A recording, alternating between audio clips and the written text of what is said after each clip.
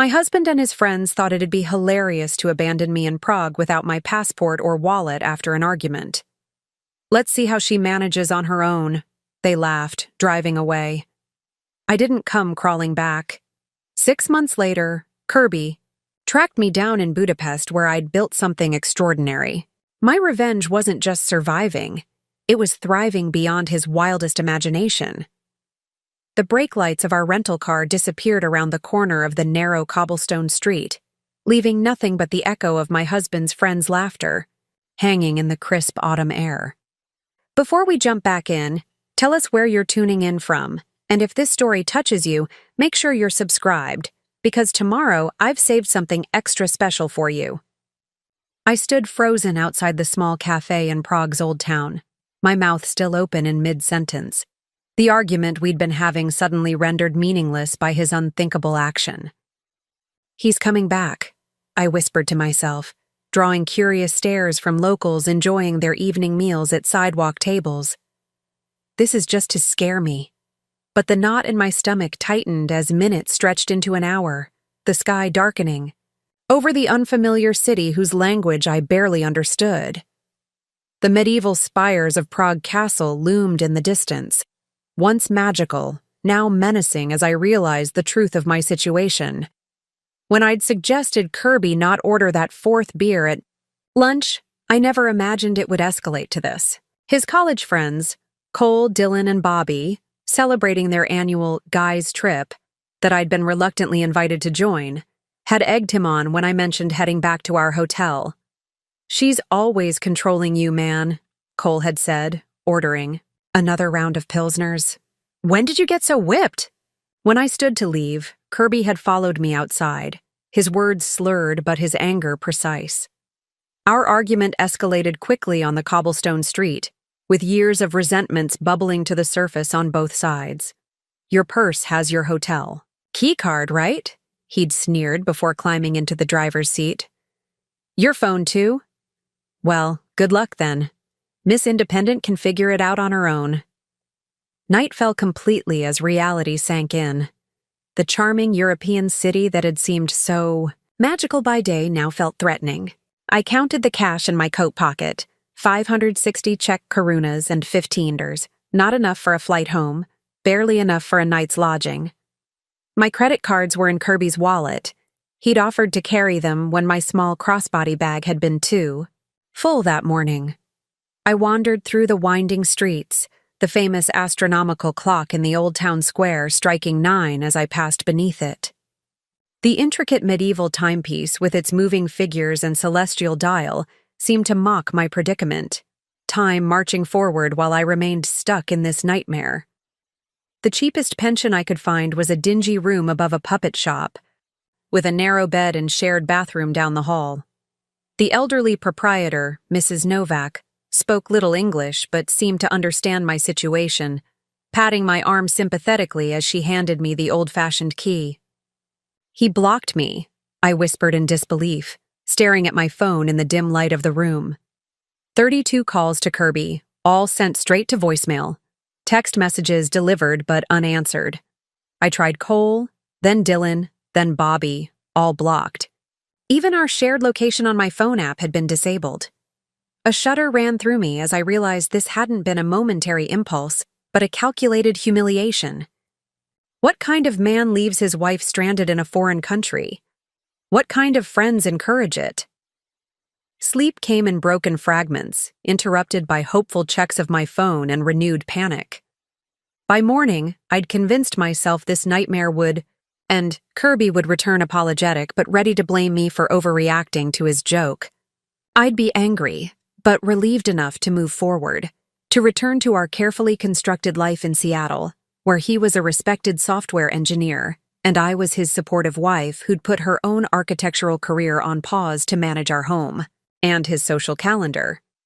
But he didn't come. The second day, I rationed my remaining money, buying only a pastry for breakfast while walking Prague's perimeter, checking every hotel and restaurant for any sign of our tour group. By evening, I realized they'd continued their planned journey, moving on to Vienna without me. I found myself on the iconic Charles Bridge as sunset painted the Vltava River in shades of amber and gold. Tourists around me snapped photos and made wishes at the statue of St. John of Nepomuk, touching the plaque for good luck. What would I wish for now? Revenge? Rescue? A way home? Or something else entirely? On the third day, a kind cafe owner who noticed me lingering outside her establishment offered me free coffee and, in broken English, directions to the American embassy. The consular officer there seemed unsurprised by my story, as if abandoned. Tourists were a regular occurrence, but her professional sympathy did little to solve my immediate problems. "Your husband took your passport?" she confirmed, typing notes into her computer. "It was in my purse, in the hotel safe," I explained, "along with most of my money and my credit cards." "And he's not answering your calls?" "He's blocked my number. All of them have." She slid a form across the desk. "We can issue an emergency replacement passport, but it will take a few days. As for funds, is there anyone back home you can contact? Family or friends who could wire you money?" That afternoon, I made the hardest decision of my life. Standing before a small pawn shop window in a less touristy part of the city, I twisted off my wedding ring, the 2-carat diamond Kirby had upgraded on our 3rd anniversary, replacing the modest band we'd started with. The shopkeeper offered me far less than it's worth, but enough to fund the next step of my journey, wherever that might be. "America? Call family?" the pawnbroker suggested, counting out karunas.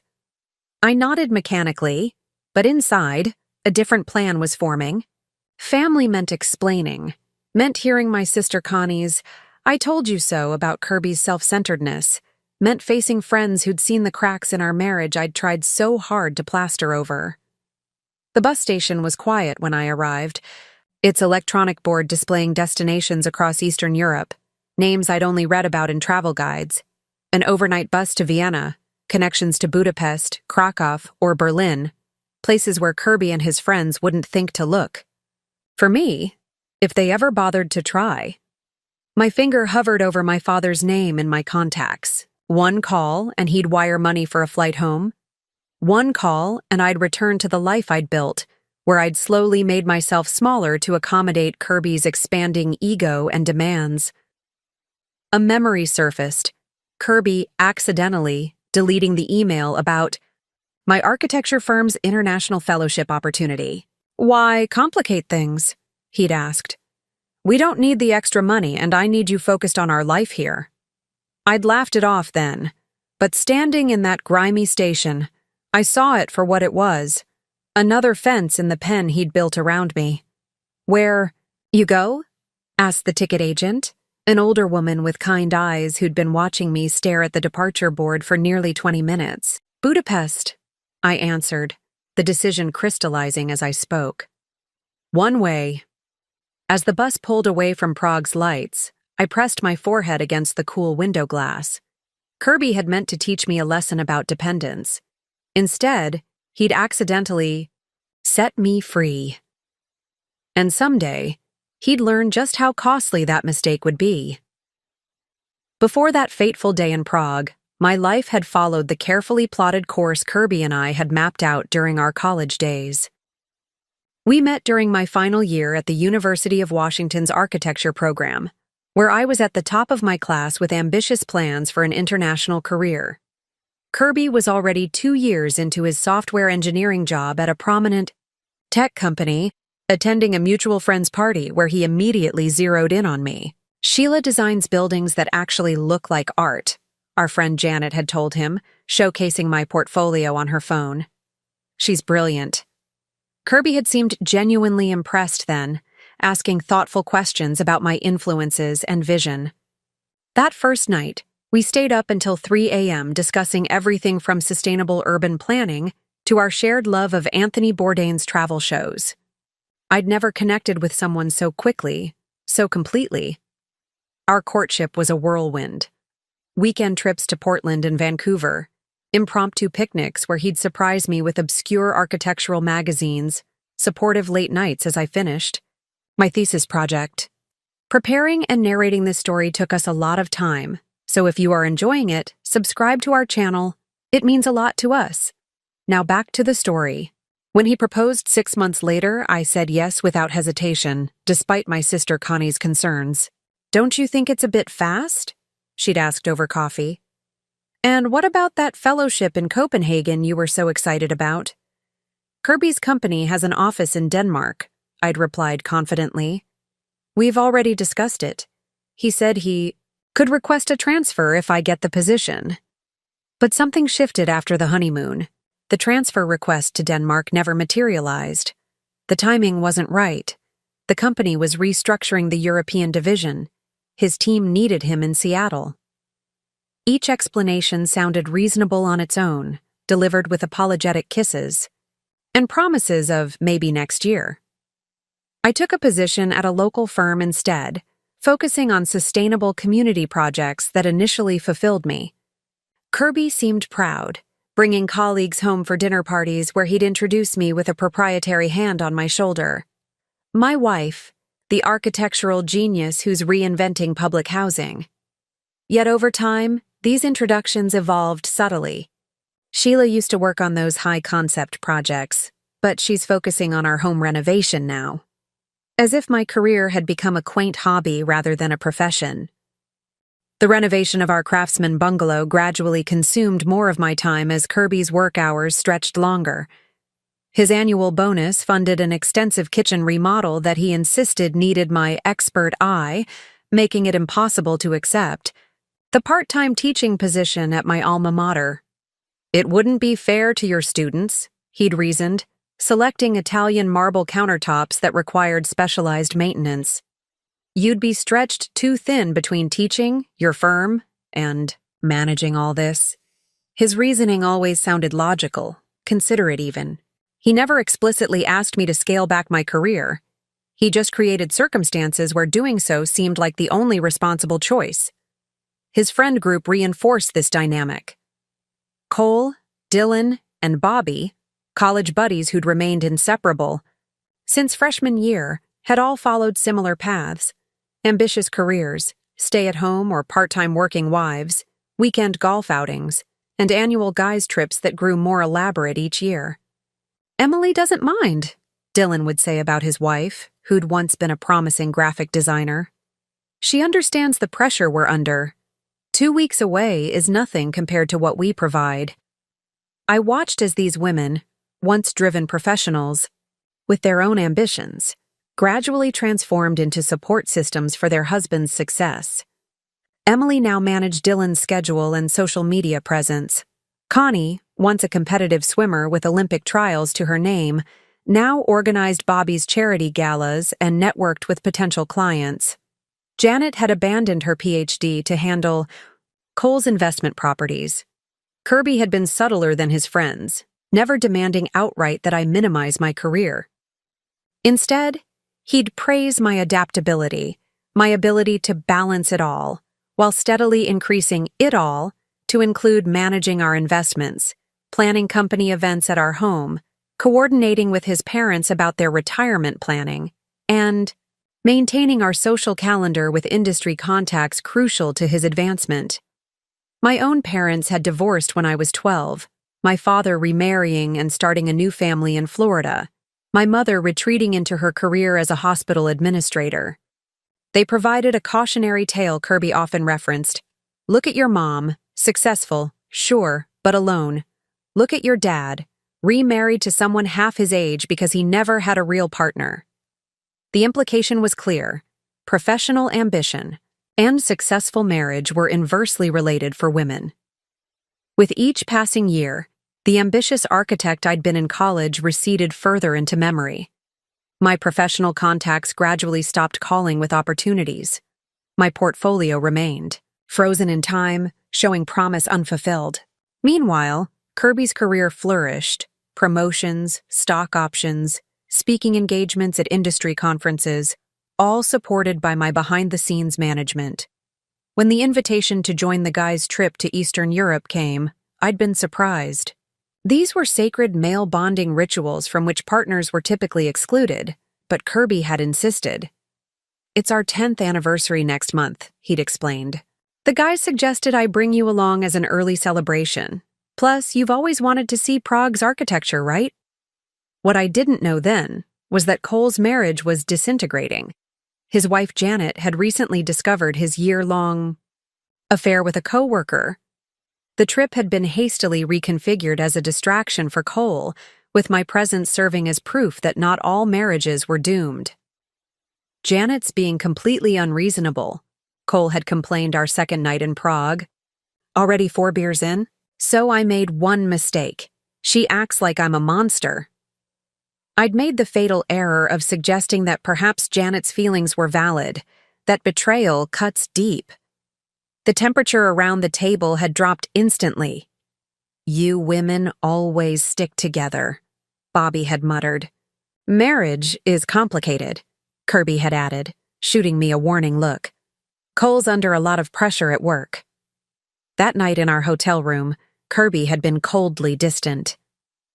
You embarrassed me in front of my friends, he'd said. Cole needs support right now, not judgment. He cheated on Janet for a year, I'd replied, incredulous. And he's the victim? You don't understand how much stress he's under. His company's going through a merger. Janet's been checked out for months. So that justifies betraying her? Kirby had turned away. Sometimes I don't even recognize you anymore, Sheila. You used to be more understanding. The next morning at breakfast, the tension was thick.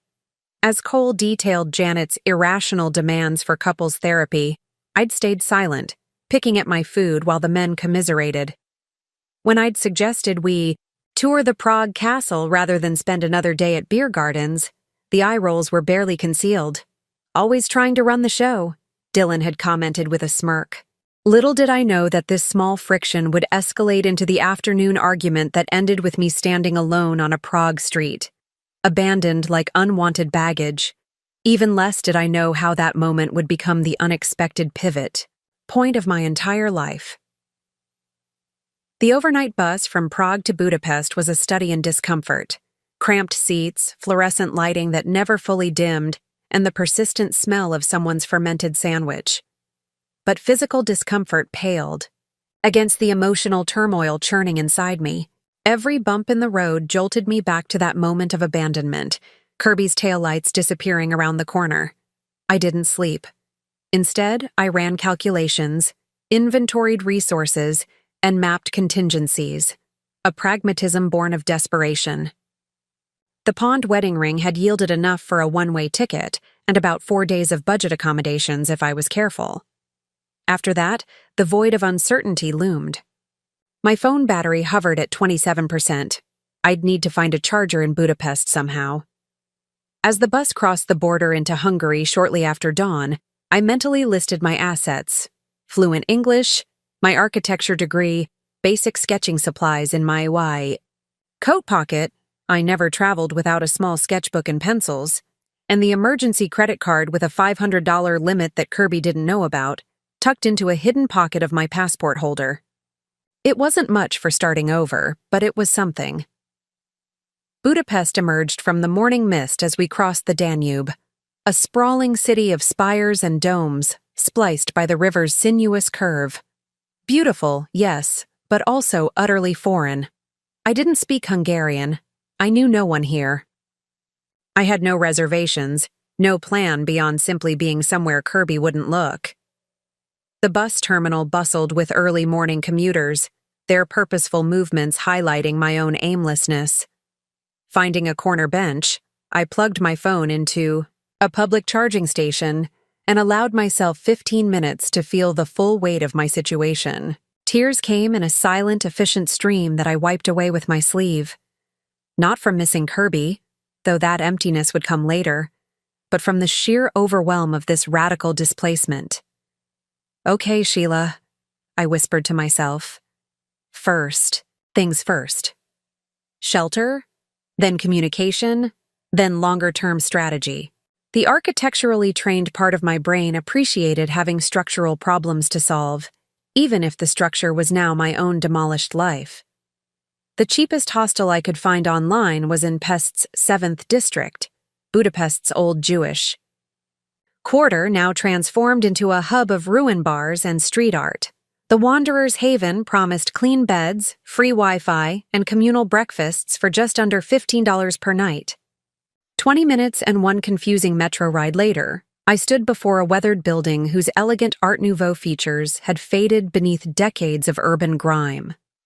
Inside, the reception area was surprisingly bright, with mismatched furniture and walls covered in maps annotated with guests' handwritten recommendations. The receptionist, a young woman with purple hair and multiple ear piercings, looked up from her novel. "Booking?" she asked in accented but fluent English. "No, I'm sorry. Do you have any beds available?" She tapped at her computer. "Female dorm. Has 3 spaces. How many nights?" "4, I said, the brevity of this runway making my stomach clench. "Passport, please." My hand shook slightly as I handed over my passport, half expecting her to somehow recognize me as the abandoned wife, to see my vulnerability and exploitation written across my face. Instead, she merely copied the details, took payment, and handed me a key card along with a printed list of hostel rules. "Breakfast is 7 to 9. Checkout is 11. Kitchen is communal, but label your food. No visitors after 10. She pointed to a staircase. "3rd floor, 2nd door on right." The dorm room held 6 bunk beds, 3 of which were occupied by sleeping forms despite the late morning hour. I chose an empty bottom bunk near the window, stashing my meager belongings in the assigned locker. The sheets were clean but thin, the mattress concave from countless bodies before mine. Sitting on the edge of the bed, I plugged in my phone and began triage communications. First, an email to my former supervisor at the architecture firm, Leslie. "I hope this finds you well. Due to unexpected personal circumstances, I'm currently in Budapest and may be here for some time. If you hear from Kirby, please don't mention my whereabouts. I'll explain everything eventually. In the meantime, I'm wondering if you still have contacts at any firms in Central Europe? I'm looking for any architecture-related work, however. Temporary. I'd appreciate any connections you might facilitate. Thank you, Sheila." Next, a message to my sister Connie, the only family member who wouldn't immediately contact Kirby. "Con, I'm safe, but in a situation. Kirby left me stranded in Prague during our trip. Long story, but I've moved on to Budapest. Don't tell him where I am if he calls. I'll call when I can, but my phone may die soon. Love you." As an afterthought, I sent a brief message to our neighbor Emily back in Seattle. "Emily, could you please check on my plants? Kirby and I had to extend our trip unexpectedly. I'd really appreciate it. Thanks." The last message was pure misdirection. I had no plants to check on, but it might buy me time if Kirby started asking questions domestically. Basic communications handled, I opened Google Maps to orient myself in this unfamiliar city. The Hollow. Feeling in my stomach reminded me I hadn't eaten since a small pastry in Prague the previous day. The hostel kitchen revealed a half-empty communal food shelf where guests could leave unwanted items. I claimed an abandoned apple and packet of crackers, consuming them slowly by the window as I studied the neighborhood map. My practical crisis management temporarily masked the deeper emotional wound, but as the food hit my empty stomach, the reality of my situation crashed over me again. I was alone in a foreign city with dwindling resources and no real plan. My husband, the man who'd promised to cherish and protect me, had abandoned me out of petty revenge for a minor disagreement. A sob caught in my throat, threatening to unleash the full torrent I'd been holding back. The sound of the dorm room. Doctor opening forced me to swallow it down as 2 young women entered, backpacks slung over their shoulders, speaking rapid-fire German to each other. "Hello," the taller one said, noticing me by the window. "You are new?" I nodded, hastily wiping my eyes. "Just arrived from—" I hesitated, suddenly paranoid about revealing even this minor detail. "From the States." "Cool, we are from Munich." "Backpacking for summer before university starts again." I'm Lena. This is Marta. Their cheerful normalcy, their uncomplicated, unbetrayed existence, made my chest ache. They had destinations, itineraries, return tickets, people expecting them. Back. Traveling alone? Marta asked, unpacking a towel from her bag. Yes, I said, the single syllable containing volumes. Just figuring things out as I go. Best way to travel, Lena declared with the confidence of youth. We go to Ruin Bar Crawl tonight, famous in Budapest. You should come. Their casual invitation, this small moment of human connection, was like oxygen to my drowning spirit. I hadn't been completely abandoned by humanity, just by the one person who had promised never to leave me. Maybe, I managed, summoning a weak smile. Thank you. After they left for showers, I curled up on my bunk, my body finally registering the exhaustion of the past 72 hours. As sleep began to claim me, one clear thought crystallized through the fog of fatigue and fear. I had approximately 4 days to figure out how to survive in Budapest before my money ran out completely. 4 days to transform from abandoned wife to something else, someone else. The architect in me knew every reconstruction required first tearing down the damaged structure. Perhaps Kirby had inadvertently done me a favor by demolishing my old life. Now I just had to find the courage and resources to build something new from the rubble. I awoke to the sounds of strangers rustling through backpacks and speaking in hushed tones. For one blissful moment, confusion reigned. Where was I? Then reality crashed back with crushing force. The hostel, Budapest, abandonment.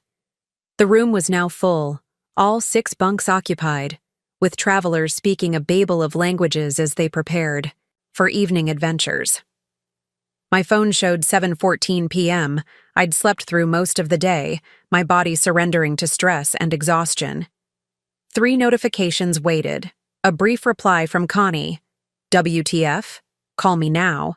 A concerned response from Leslie. R. You okay? This sounds serious. I do have some contacts calling you. And nothing from Kirby or his friends. I sat up slowly, my head throbbing from dehydration and emotional overload. Lena caught my eye from across the room, where she was applying mascara using a small mirror. Sleeping. Beauty awakes! You join us for Ruin Bars now? Her enthusiasm was both irritating and appealing in my fragile state. I need to make some calls first, I managed, my voice rusty from sleep and unshed tears. In the hostel's small communal bathroom, I confronted my reflection under harsh fluorescent lights. A stranger stared back, hair limp, eyes shadowed, skin pale. I splashed cold water on my face, trying to wash away the evidence of my unraveling. I called Connie from the stairwell, seeking relative privacy. Jesus Christ, Sheila, what happened? My sister's voice, even laced with worry, was a lifeline to my old world. The story spilled out in disjointed fragments, the argument, the abandonment, my impulsive flight to Budapest. Saying it aloud made it sound even more outlandish, like a poorly written movie plot rather than my actual life. That absolute piece of... Connie's vocabulary became colorfully inventive. I'm booking you a flight home right now. This is insane. No, I said, surprising myself with the firmness in my voice. Not yet. Sheila, you're alone in a foreign country with no money. This isn't the time for stubbornness. It's not stubbornness, How could I explain this nebulous feeling that returning immediately would somehow complete Kirby's punishment? I need to process this on my terms. Has he contacted you? Does he even know where you are? No. And I want to keep it that way for... now? Connie sighed, the sound traveling thousands of miles to wrap around me with familiar exasperation. Mom and Dad will freak if they find out. Then don't tell them yet, I pleaded. Give me a week to figure things out. After extracting promises to check in daily and accept emergency funds if needed, I ended the call with Connie and dialed Leslie. My former supervisor answered on the first ring. Sheila, are you all right? Your email was concerning. I gave her an abbreviated version of events, focusing on my immediate need for work rather than the humiliating details of my abandonment. I might have something, she said cautiously. A former colleague, Victor Nemeth, runs a small architecture firm in Budapest specializing in historical renovations. They occasionally need English-speaking consultants for international heritage projects. Hope flickered weakly. That sounds perfect. I'll email him tonight. But Sheila? Her voice softened. Shouldn't you come home? Deal with this situation properly? There's nothing proper about any of this, I said, fatigue evident in my voice. I appreciate the contact, Leslie. Truly. By the time I finished my calls, I felt hollowed out, as if the brief connections to my old life had scraped away another layer of protective numbness. Returning to the dorm room, I found it empty save for a note left on my bunk. We at Simple Kurt, famous ruin bar. Join if you want. Lena and Marta. The address was scrawled below. I hesitated, torn between the appeal of human company and the overwhelming desire to curl into a ball and disappear. But the thought of lying alone in this room with nothing but my thoughts terrified me more than navigating an unfamiliar city at night. 20 minutes later, I stood before what appeared to be a dilapidated building covered in graffiti. Only the crowds of young people flowing in and out suggested it was a functioning business, rather than an abandoned squat. Inside, Simple Kurt revealed itself as a wonderland of creative decay, a former factory converted into a maze of bars, and seating areas, decorated with salvaged objects from communist-era Hungary. Bicycles hung from ceilings, old television sets housed plants, mismatched furniture, crowded rooms lit by strings of colored bulbs. Under different circumstances, I would have been enchanted by the architectural repurposing, the brilliant adaptation of space. Tonight, I merely felt overwhelmed, adrift in a sea of carefree tourists and locals. After 15 minutes of fruitless searching for the German girls in the labyrinthine space, I retreated to a quieter courtyard and ordered the cheapest drink on the menu. Sipping slowly to make it last, I pulled out my phone to check my dwindling funds. The numbers stared back, implacable. After hostel costs, I had enough for perhaps 3 more days of bare subsistence.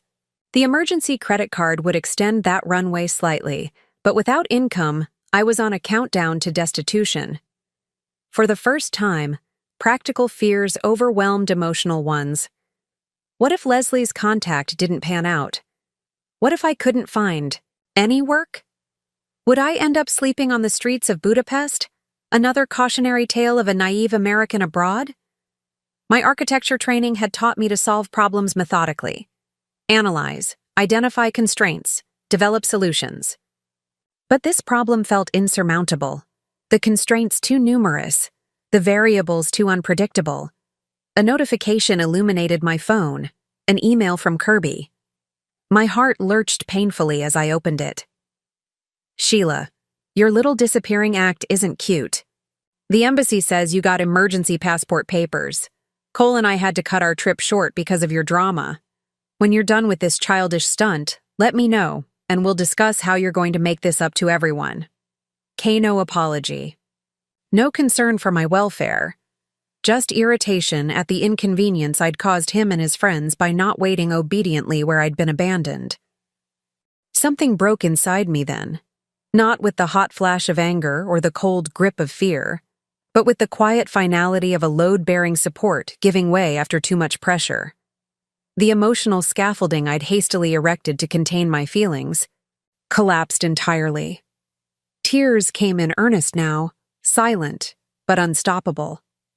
I buried my face in my hands, hoping nearby patrons would assume I was just another tourist who'd had too much to drink. The reality of my situation pressed down with crushing weight. My husband didn't love me enough to worry about me.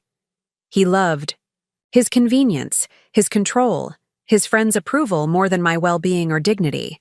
Are you okay? a woman's voice, speaking English with an Eastern European accent. I looked up to see a slender woman in her early 40s standing beside my table. Her silver-streaked dark hair was pulled back in a practical knot, and intelligent eyes studied me with concern rather than pity. "I'm fine," I managed unconvincingly, wiping tears away with the back of my hand. "Just having a rough night." "May, She gestured to the empty chair across from me. Without waiting for an answer, she sat and extended her hand. "Imez Varga?" "Sheila," I replied, automatically taking her hand. "Sorry, I'm not great company right now. Few people crying alone. In ruin bars are," she observed dryly. "American?" I nodded. "Tourist trouble or heart trouble?" In my experience, it's usually one or the other that brings tears to Simpla. Her directness was oddly comforting after days of internal chaos. "Both, I suppose. My husband abandoned me in Prague during our vacation. I came to Budapest because I don't know why exactly. It seemed far enough away. I expected her to react with shock or excessive sympathy. Instead, she simply nodded as if I'd told her it might rain tomorrow. "Men can be remarkable idiots," she said, signaling to a passing server. "This calls for palinka." "I can't really afford—" "I'm buying," she interrupted. "Hungarian tradition. We don't let women cry alone in bars without at least offering medicinal spirits." As the fiery fruit brandy arrived, Emiz raised her small glass. "To new beginnings, whether we wanted them or not." I clinked my glass against hers, the simple ritual somehow making me feel human again after days of dislocation. The palinka burned a path down my throat, momentarily replacing emotional pain with physical heat. "Now," Emiz said, setting down her glass with decision, "practical matters. Where are you staying? Do you have funds? A plan?" Her no-nonsense questions cut through my fog of self-pity. I explained my situation in bullet points. The hostel, my dwindling finances, the potential architecture contact. "Architecture?" Her eyebrows rose slightly. "What kind?" "My background is in sustainable design and historical preservation. I worked for an urban renewal firm in Seattle before." I trailed off, reluctant to explain how I'd gradually surrendered my career to support. Kirby's Emiz's expression shifted subtly, assessment replacing casual concern. "Interesting coincidence," she said, pulling a business card from her bag. "I teach architectural history at Budapest University of Technology. We're currently partnering with the city on a project to document endangered Art Nouveau buildings. In the Jewish Quarter, we need someone with preservation experience to assist with condition assessments." She slid the card across the table. "Come to my office tomorrow at 10 a.m. Bring your portfolio, even if it's just digital. I can't promise anything permanent, but it might solve your immediate problem while you recalibrate." The synchronicity seemed too perfect, too convenient, like a plot contrivance in a film rather than real life. Yet the card in my hand felt solid, the opportunity tangible in a way nothing had since Kirby drove away. "Why would you help me?" I asked, suspicion momentarily overriding gratitude. "You don't know me." Emiz's smile contained a hint of something I couldn't quite read. Amusement, perhaps, or recognition. "Let's just say I have experience with men who try to keep talented women small," she said, rising from the table. 10 a.m. tomorrow. Don't be late." As she walked away, vanishing into the colorful chaos of the ruin bar, I stared at the business card in my hand. For the first time in days, the knot of panic in my chest loosened slightly. Perhaps Budapest wasn't just an escape. Perhaps it was exactly where I needed to be. Morning arrived with the peculiar disorientation of waking in a hostel dormitory. The gentle rustling of strangers preparing for their day. The muffled conversations in multiple languages. The thin stream of light filtering through inadequate curtains. My head throbbed from the palinka, but the fog of despair that had enveloped me since Prague had lifted slightly. Emise's business card sat on the small shelf beside my bunk, a tangible connection to possibility. Breakfast in the hostel's communal kitchen was a simple affair of bread, jam, and instant coffee. I nursed the bitter beverage while reviewing my digital portfolio on my phone, projects from graduate school, my early work at the Seattle firm, conceptual designs I'd created in my spare time before Kirby had gradually filled that spare time with his priorities. Looking at these projects was like reconnecting with a former self, ambitious, creative, uncompromising in my vision. When had I started compromising? When had Kirby's dismissive "that's nice, babe" become enough validation for work that once earned academic awards and professional recognition? The hostel offered a shared computer for guests, and I managed to send Leslie a quick update and print a bare-bones resume before heading out. Budapest in morning light revealed itself as a city of contrasts. Grand boulevards lined with ornate 19th-century buildings giving way to narrow streets with crumbling facades still bearing bullet holes from the 1956 revolution. In another life, I would have wandered these streets with my sketchbook, capturing architectural details and spatial relationships. Today, I walked with purpose, following Google Maps to the university address on Emise's card. The campus of Budapest University of Technology spread along the Buda side of the Danube, its main building an imposing neo-Renaissance structure. Emise's office was in a more modern edition, a simple plaque identifying her as Dr. Emise Varga, Professor of Architectural History and Heritage Conservation. She answered my knock with a brisk, "Come in," barely glancing up from the papers spread across her desk. The office was small but with an enviable view of the river and Parliament building beyond. Bookshelves overflowed with architectural texts in multiple languages, and the walls were covered with technical drawings and photographs of buildings in various states of decay. "You're punctual. Good." Emise finally looked up, gesturing to the chair opposite her desk. "In academia, that's surprisingly rare." "Thank you for meeting me," I began, suddenly nervous, especially given the unusual circumstances. "I didn't invite you here out of charity," she said matter-of-factly. "Our project needs someone with your expertise, assuming your portfolio matches what you described."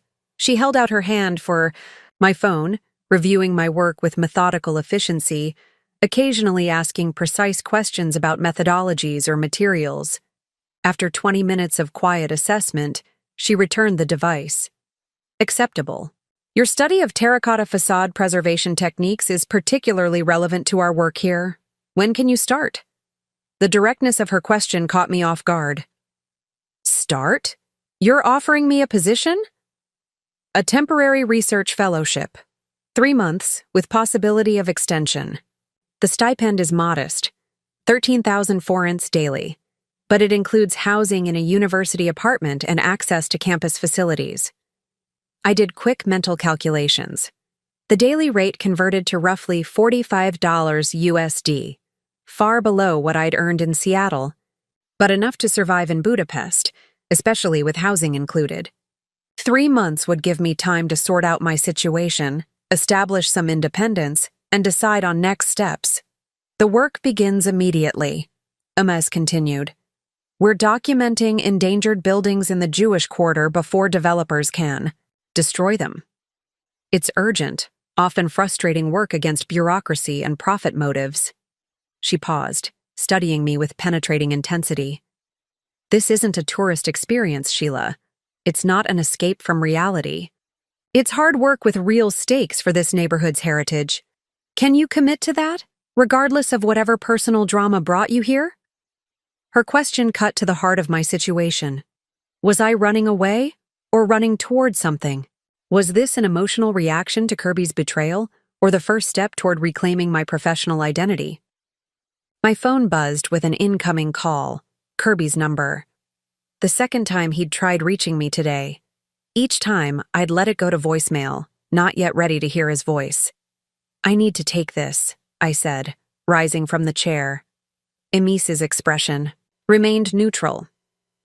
"Of course, I'll give you privacy." In the empty hallway outside her office, I stared at the continuing call notification. A crossroads materialized before me with unsubtle symbolism. Answer Kirby's call and potentially backslide into the patterns that had diminished me for years. Or let it ring through and step decisively toward this new opportunity. My thumb hovered over the screen for 5 more seconds before the call went to voicemail. Moments later, a text appeared. Pick up your damn phone. I've been calling the hostel. 2. This isn't funny anymore. You're worrying everyone. Everyone meant his friends, his parents, his colleagues, the social circle that had gradually become our entire world. Not my friends, my interests, my priorities. Another message appeared. I've booked you a flight home from Budapest. I know you're there. The embassy tracked your new passport. Flight leaves tomorrow at 10 a.m. I'll text you the confirmation, the presumption, that he could simply command my return, that I would obey without question, crystallized everything wrong with our relationship. Even in his attempt to rescue me, he was enforcing his control, expecting compliance.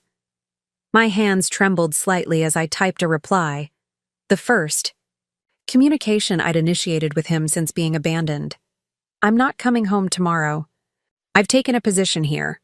We'll discuss divorce arrangements when I'm ready. His response was immediate. This is ridiculous. What position? You're being crazy. I'm coming to get you. I turned off my phone completely, leaning against the wall, as the weight of what I'd just done settled over me. I'd drawn a boundary Kirby wasn't expecting, one that signaled this wasn't a temporary tantrum he could wait out or override. Returning to Amice's office, I found her reviewing blueprints as if our conversation had never paused. I can start immediately, I said, my voice steady despite the emotional earthquake still reverberating through me. I'm committed to the project for the full 3 months.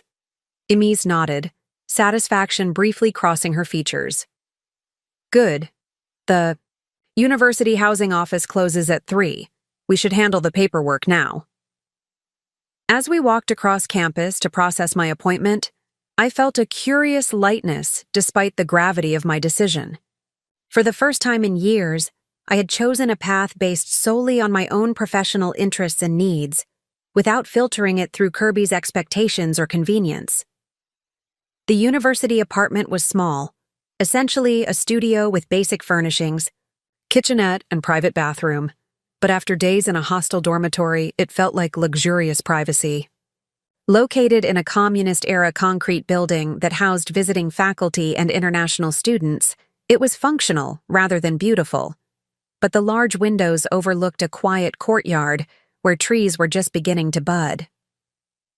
That evening, sitting on the narrow bed with my few possessions arranged in the provided wardrobe, I finally reactivated my phone. 12 missed calls from Kirby, 5 from Connie, 3 voicemails. I listened to Connie's first. Sheila, Kirby's called me 4 times. He says you're refusing to come home and took some random job. Call me ASAP, I'm worried. Kirby's messages escalated from anger to manipulative concern. This isn't like you, Sheila. I'm worried you're having some kind of breakdown. Please let me help you. The third voicemail was from Leslie. I spoke with Victor Nemeth as promised, but he says you've already accepted a position with Dr. Varga? That's wonderful news. Call me when you can with details. I texted Connie first, explaining my decision in simple terms. I've taken a 3-month research fellowship at Budapest University. Housing provided. This is something I need to do. I'm safe and okay. We'll call tomorrow with details. Then I removed my wedding ring, the original modest band that had survived the pawn shop in Prague, and placed it in the small desk drawer. Not discarded, but set aside. A symbol of the pivotal choice I'd made, to prioritize rebuilding myself over repairing a relationship that had slowly dismantled my identity. Tomorrow I would begin documenting endangered architecture in Budapest's historic district. The irony wasn't lost on me. I would be preserving threatened structures while reconstructing my own damaged foundation. For the first time since seeing those taillights disappear in Prague, I fell asleep without tears or fear. The path ahead, uncertain, but undeniably mine. My first day on the Budapest Preservation Project began with an early morning meeting in a converted warehouse that served as the team's field headquarters. Located on the edge of the old Jewish quarter, the space combined academic precision with creative chaos. Detailed maps and architectural drawings pinned to walls, 3D building models on tables, and computer stations running specialized preservation software. Emis introduced me to the eclectic research team. Zoltan, a gruff structural engineer in his 60s who eyed me skeptically over half-moon glasses. Miklos, a graduate student specializing in historical materials with encyclopedic knowledge of brick types, and Catalin, the team's digital modeling expert who worked with drone photography to capture inaccessible building details. Their English varied from Catalin's near-perfect fluency to Zoltan's reluctant, grumbling phrases. The language barrier created immediate challenges as they fired technical questions at me. Questions that would have been complex enough in my native tongue. The American architect will document Dohany Street facades, Emis announced, highlighting a section on the district map. Zoltan, you'll show her our methodology. Zoltan's mustache twitched with obvious displeasure. He muttered something in Hungarian that made Miklos chuckle and Catalin frown. English, please, Emis said sharply. We agreed. Is waste of time, Zoltan said, switching to accented English. Tourist architect knows nothing of Magyar building techniques. 3 months, then gone. I understood his reluctance. I was an outsider parachuting into their long-term project, unfamiliar with local architectural history and practices. Why would they invest in bringing me up to speed for such a short stint? Swallowing my pride, I opened my portfolio app and passed my phone to Zoltan. I've worked extensively with terracotta restoration and historical documentation. I recognize I have much to learn about Hungarian architectural techniques, but I'm a quick study and committed to this project. He scrolled through my work with a deepening frown, pausing on images of a Seattle historical renovation I'd led early in my career. Without a word, he passed the phone to Miklos, who studied it intently before showing something to Catalin. The Gordon Hotel restoration, Miklos said, his English hesitant but precise. You used traditional methods for the facade decoration? Yes. We worked with a family foundry that had preserved 19th-century terracotta techniques, I explained. Surprised he recognized the project. We recreated the original molds from damaged pieces. Something shifted in the room's atmosphere.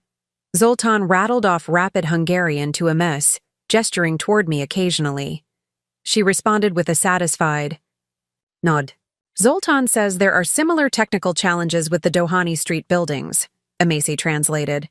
He will work with you today.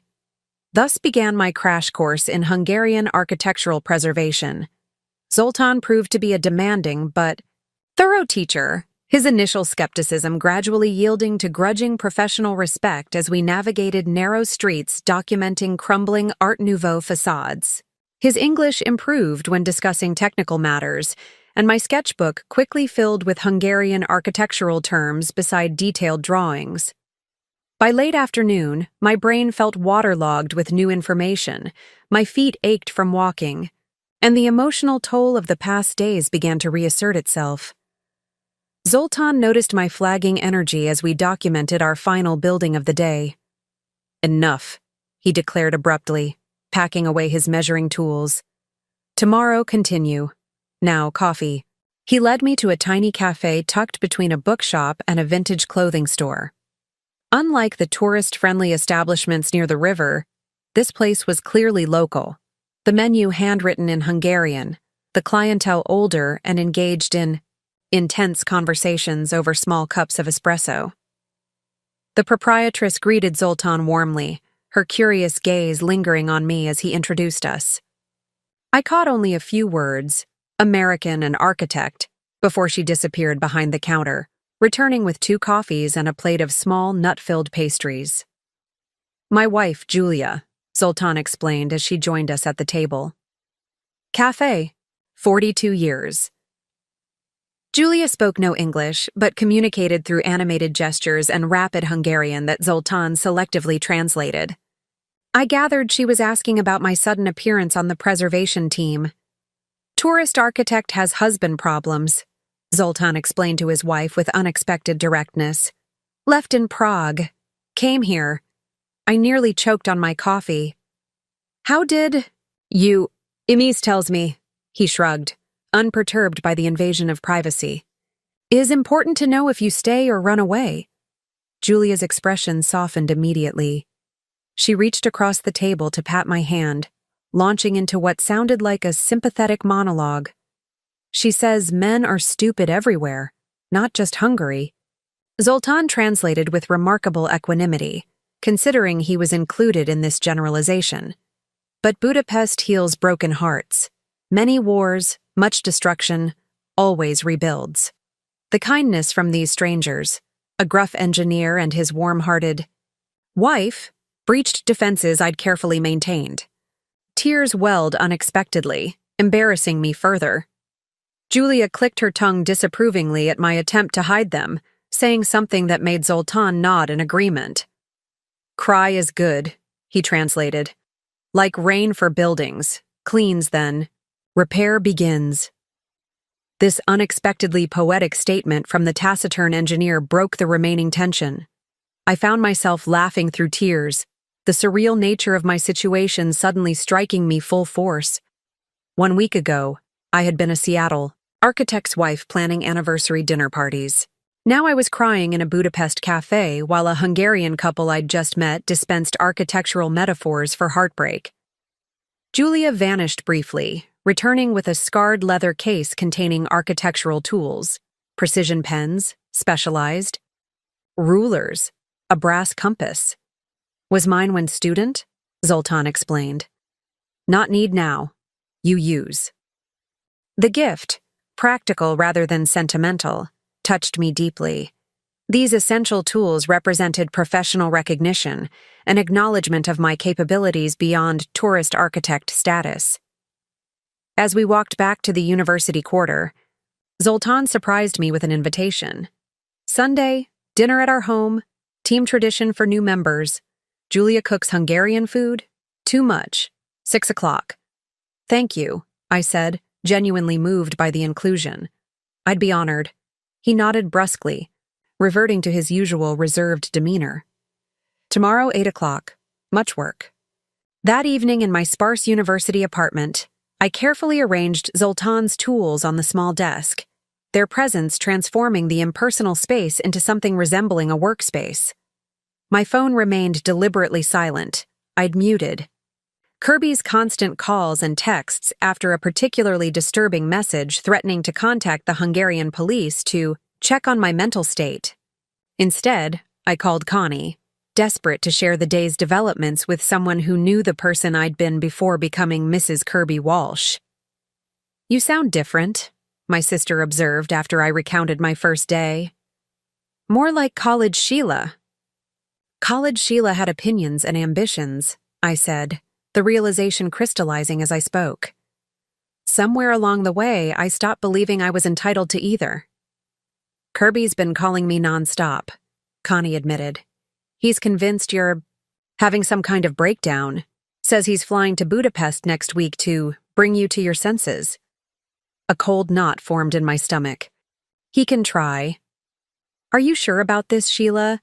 Building a life there on your own? I'm not building a life yet, I clarified. I'm remembering how to exist independently. There's a difference. After ending the call with promises to check in regularly, I opened my sketchbook to review the day's notes.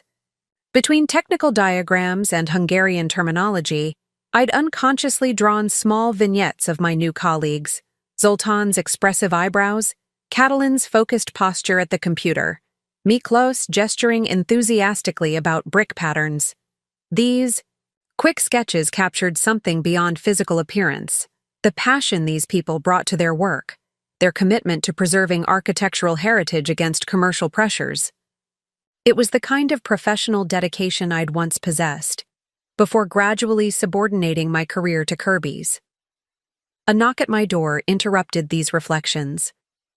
Catalin stood in the hallway, a laptop under one arm and a bottle of wine in the other. "Emmy said you might need help with the documentation software," she explained. "Also, I thought, perhaps you would like company. First nights in new places can be lonely." Her thoughtfulness nearly undid me again. "That would be wonderful, thank you."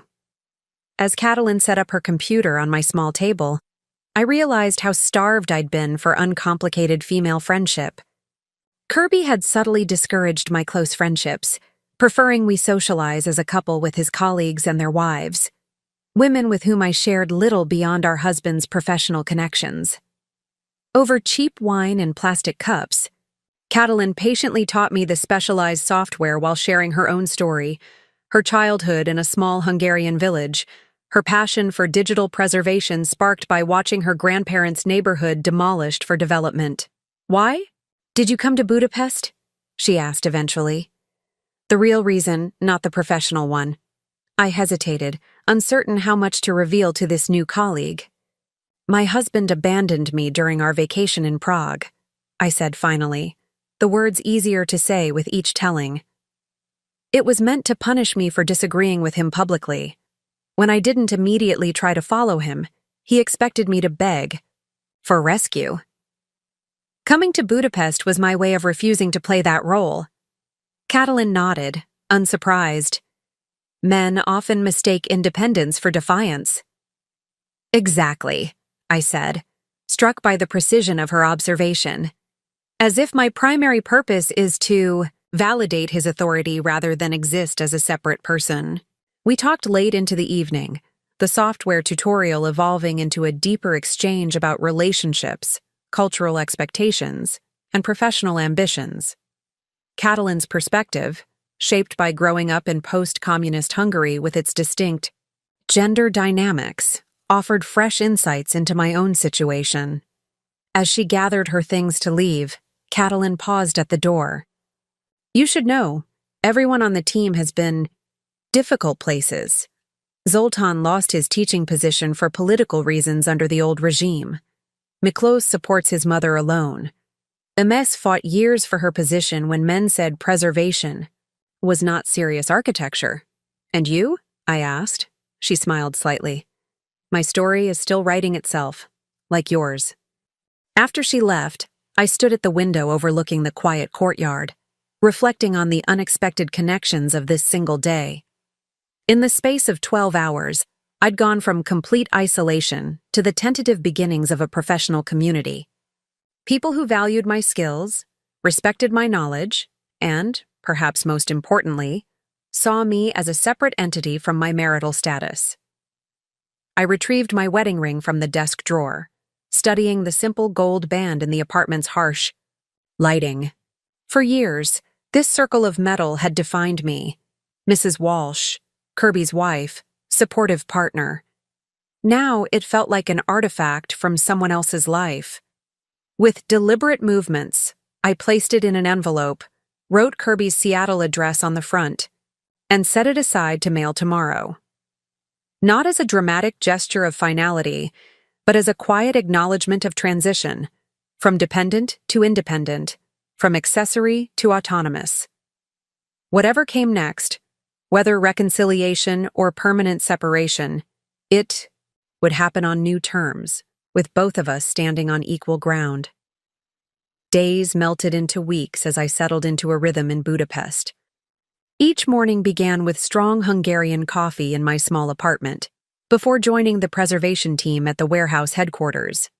My days filled with meticulous documentation work, measuring ornate facades, cataloging deterioration patterns, photographing architectural details at risk of being lost forever. Physical challenges emerged immediately. The work demanded stamina I'd lost during years of sedentary office meetings and social events. My body protested with aching muscles and blistered hands as I climbed rickety scaffolding, hauled equipment through narrow streets, and contorted into awkward positions to measure decorative elements. American architect too soft, Zoltan observed. My third day, as I massaged cramping fingers after hours of detailed sketching. Without comment, he produced a small tin of pungent salve from his seemingly bottomless work bag, demonstrating how to work it into the strained tendons. The balm, a traditional remedy containing horse chestnut and camphor, burned intensely before providing blessed relief. Like many aspects of my new existence, it required enduring initial discomfort before improvement followed.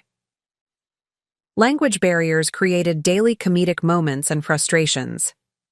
My attempts at basic Hungarian phrases often resulted in bemused looks. From locals, apparently my pronunciation transformed good morning into something involving sheep. The team switched to English when addressing me directly, but discussions among themselves remained rapid-fire Hungarian that left me struggling to follow technical debates. Miklos took pity on me, offering evening language lessons in exchange for help with his English academic writing. Our sessions in the university library became a highlight, his patience with my mangled pronunciation matched by my careful editing of his research papers on traditional brick manufacturing techniques. Hungarian is not impossible, he encouraged after I successfully ordered coffee without resorting to pointing. Just very different, like your English verb things. Phrasal verbs, I supplied. Yes! Why look up means find, but look down not means lose? Crazy English. These linguistic exchanges provided unexpected moments of lightness in days otherwise weighted with professional demands and emotional processing. Learning such a challenging language forced my brain into new patterns, offering respite from brooding over Kirby's increasingly desperate messages. He'd progressed from anger to bargaining, his texts evolving from accusations to promises. I've started therapy. I understand why you needed space. We can fix this together. Each message tugged at complex emotions. Part of me, the part conditioned over years to prioritize his needs, felt guilty for causing his distress. Another part recognized the manipulation beneath his apparent growth, the subtle implication that my role remained supporting his journey rather than pursuing my own. I maintained minimal contact, sending brief weekly updates confirming my safety, but refusing to engage with his pressure to return. His promised visit to Budapest hadn't materialized. Apparently, his company had denied emergency leave after his abrupt return from the European trip. This reprieve gave me necessary breathing room to adapt to my new circumstances without immediate confrontation. Professional challenges demanded my full focus anyway. The documentation methodology required precision beyond anything I'd practiced in years, with Zoltan accepting nothing less than perfection in measurements and observations. My first complete building assessment returned covered in red marks and Hungarian corrections, sending me back to the site for 3 days of revisions. Not bad for beginner, he conceded when reviewing my third attempt, which contained only 4 minor corrections. From him, this constituted high praise. Practical matters of daily life in Budapest required constant adjustment. My apartment came with minimal cooking facilities, just a 2-burner stove and mini refrigerator, necessitating daily shopping at local markets rather than the American habit of weekly grocery hauls. I learned to navigate the neighborhood butcher shop through elaborate charades, the produce vendor through careful pointing, the bakery through cautious repetition of Hungarian names for bread. The modest research stipend required careful budgeting. Public transportation replaced Uber, restaurant meals became rare treats, and my wardrobe consisted of functional work clothes supplemented with a few second-hand finds from local shops. After years of financial abundance with Kirby, this simplicity initially felt like deprivation before transforming into liberation. Freedom from consumption as identity, from appearance as priority. My phone became a lifeline to my previous world. Connie's regular check-ins providing stability when cultural adjustments overwhelmed me. Leslie emailed weekly, holding my emotional return ticket to Seattle's architecture community should I choose to use it. But my connection to physical place grew stronger with each passing day. I began carrying a sketchbook everywhere, capturing Budapest's architectural contradictions during lunch breaks and evenings. Here, a medieval detail surviving against odds. There, a communist-era apartment block retrofitted with solar panels. Everywhere, the collision of historical periods within single buildings. Sunday dinner at Zoltan and Julia's small apartment overlooking the Danube became a weekly institution. Their home occupied the top floor of a classic Budapest building, high, ceilings, parquet floors, tall windows framing river views. Here I discovered Hungarian cuisine beyond tourist goulash, Julia's chicken paprikash, cucumber salad, dumplings, and walnut desserts that temporarily obliterated all concerns beyond appreciating the next bite. These gatherings expanded to include the entire preservation team and occasional academic colleagues. Conversation flowed between Hungarian and English, becoming more comprehensible to me each week. Sometimes Julia's brother Istvan brought his violin, filling the apartment with melancholy Magyar folk tunes that required no translation to communicate their emotional content. During the third such dinner, halfway through April, I found myself on their small balcony with a mace, watching evening light transform the Parliament building across the river. "You're adapting well," she observed, sipping plum brandy from a small glass. "Zoltan says your documentation of the Kirali Street buildings is now acceptable." Coming from Zoltan, acceptable was equivalent to a standing ovation. "The team has been incredibly welcoming," I said. "I wasn't expecting that." "Hungarians can be reserved with outsiders initially," Emes acknowledged, "but we recognize genuine interest and respect. You've shown both." She studied me thoughtfully, the directness of her gaze still occasionally unnerving. "Your husband has been emailing the department. Did you know?" My stomach tightened. "No. What did he want?" "To verify your employment. Express concern about your fragile state following a traumatic incident in Prague." Her tone remained neutral, but her raised eyebrow conveyed skepticism. "He suggested you might benefit from his guidance in returning home." Heat flashed through me, embarrassment mingled with anger at this attempted intervention in my professional life. "I'm sorry he's bothering your department. This is completely inappropriate." I informed him that the university does not discuss personnel matters with unauthorized individuals. A small smile appeared. "I also mentioned that your work has been exemplary and that we are considering extending your fellowship." This was the first I'd heard of any extension. "Are you serious?" "The documentation phase ends in June, but we're applying for funding to implement preservation techniques on 3 priority buildings. Your experience with the Seattle terracotta restoration would be valuable." The offer hung in the crisp evening. Not just extended time away from Seattle, but meaningful professional engagement with a project that mattered. Conservation work that would preserve architectural heritage for generations. "I'd need to consider it carefully," I said, mind already racing through implications. Extended separation from Kirby would force definitive decisions about our marriage, rather than maintaining this liminal state. Remaining in Budapest beyond tourist visa limits would require paperwork, official status, commitments. "Of course," Emeza nodded. "The funding decision comes next month. Just know the option exists." Inside, laughter erupted as Miklos apparently finished telling a story, Julia's warm chuckle rising above the others. Through the balcony door, I watched these people who'd been strangers weeks ago. Zoltan gesturing emphatically to illustrate some technical point, Catalan translating for a visiting German colleague, Julia distributing tiny cups of potent espresso. They'd accepted me based on professional capability rather than marital status. They valued my contributions without measuring them against anyone else's needs or comfort. They'd created space for me to recalibrate my sense of self, separate from the identity I'd constructed as Kirby's wife. "Thank you for telling me about the extension possibility," I said to Emesa, "and about Kirby's emails." "You deserve to know both," she replied simply. As we rejoined the gathering, Istvan began another soulful violin melody. Something in the minor key progression captured exactly what I felt. melancholy for what was lost, uncertainty about what lay ahead, but underlying everything, a growing confidence in my capacity to navigate this unexpected journey. "What is this song?" I asked Julia, who had taken the seat beside me. "Is called Uje Elet," she replied, her limited English still communicating effectively. "New life. Very old song, but always new again." New life indeed.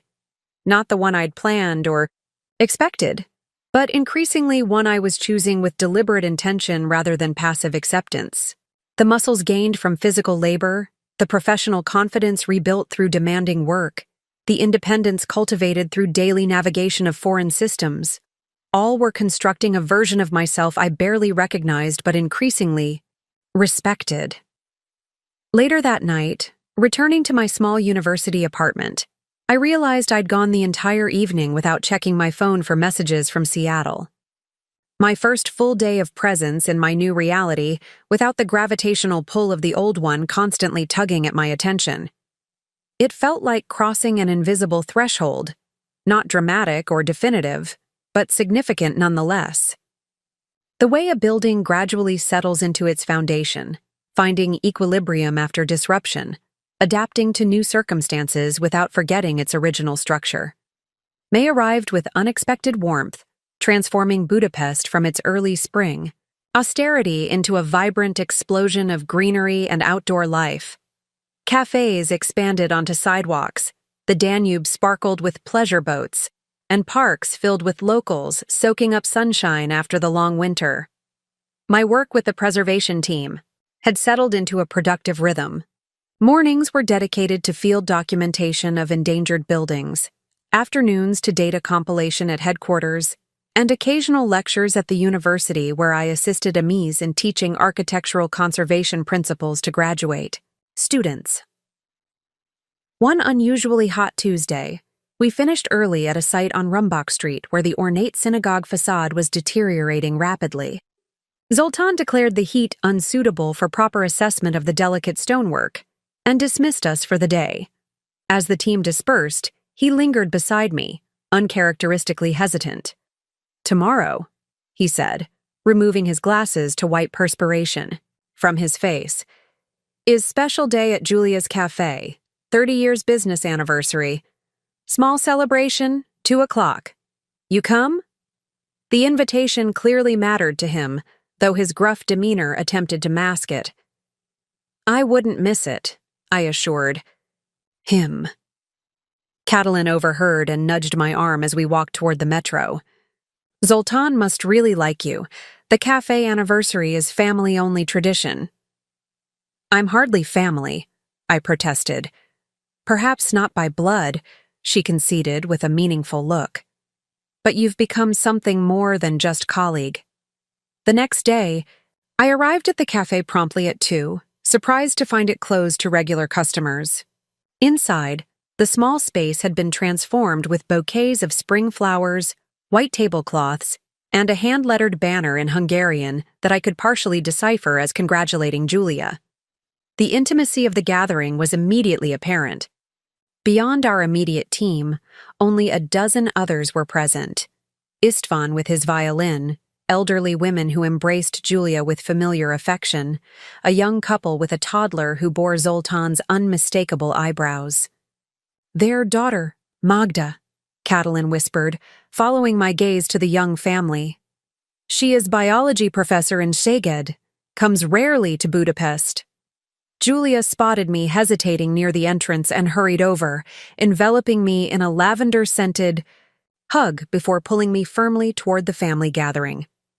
With elaborate gestures and Catalin's occasional translation, she introduced me to each relative as our American architect friend, a designation that seemed to confer immediate acceptance. The celebration unfolded with speeches I couldn't understand, but whose emotional resonance needed no translation. Photographs were shared, Julia and Zoltan as young revolutionaries in 1989 when Hungary's communist system was collapsing, the cafe in its early days with peeling paint and mismatched furniture, the couple standing proudly with a teenage Magda. Food appeared in waves, Traditional Hungarian dishes made richer for the special occasion, accompanied by local wines and, eventually, homemade palinka that István distributed with ceremonial gravity. The atmosphere grew increasingly festive as the afternoon progressed, with István's violin joined by impromptu singing. During a lull, I found myself beside Zoltán. In a quiet corner, the palinka had softened his usual reserve, his expression more contemplative than stern as he watched his wife laughing with her sister. 30 years is remarkable, I offered. The cafe is clearly beloved in the community. He nodded slowly. Was not always cafe. Before, illegal meeting place. This unexpected revelation captured my full attention. Illegal? During communist times? Yes. 1988, 1989. Big changes coming to Hungary. Julia and I, students then, architects like you, but also political. He searched for words, frustration crossing his face at the limitations of English. Switching tactics, he pulled a worn, leather wallet from his pocket and extracted a yellowed newspaper clipping. The black and white image showed a much younger Zoltán addressing a crowd, Julia beside him clutching papers. University protest, he explained. Against government. Building demolitions in Jewish quarter. Historic places, people's homes, destroyed for party buildings, big hotels for Western tourists with dollars. The parallels to our current preservation work were unmistakable. You were fighting the same battles 40 years ago. Same fight. Different enemy. Then, communist government. Now, big developers with money. His expression darkened. I lost teaching position at university, blacklisted. Julia, too. This place was her parents' small grocery. We made upstairs apartment meeting place for architects, historians, students. Dangerous times. I tried to imagine the taciturn engineer and his warm-hearted wife as young revolutionaries, risking their careers and possibly freedom to protect architectural heritage. The cafe took on new significance, not just a business, but a continuation of lifelong principles. After changes, no teaching jobs for us still. Too political, they say. So Julia makes cafe downstairs. I work construction, then small engineering. Projects. Still, we document buildings, fight for preservation. 40 years now. The depth of their commitment humbled me. My own career sacrifices for Kirby seemed trivial compared to their decades of professional marginalization for standing by their convictions. Why are you telling me this? I asked, sensing there was more behind this unusually personal disclosure. Zoltán studied me intently. Amis says possible fellowship extension for you. Important you understand. This work, not just job for us, is life purpose.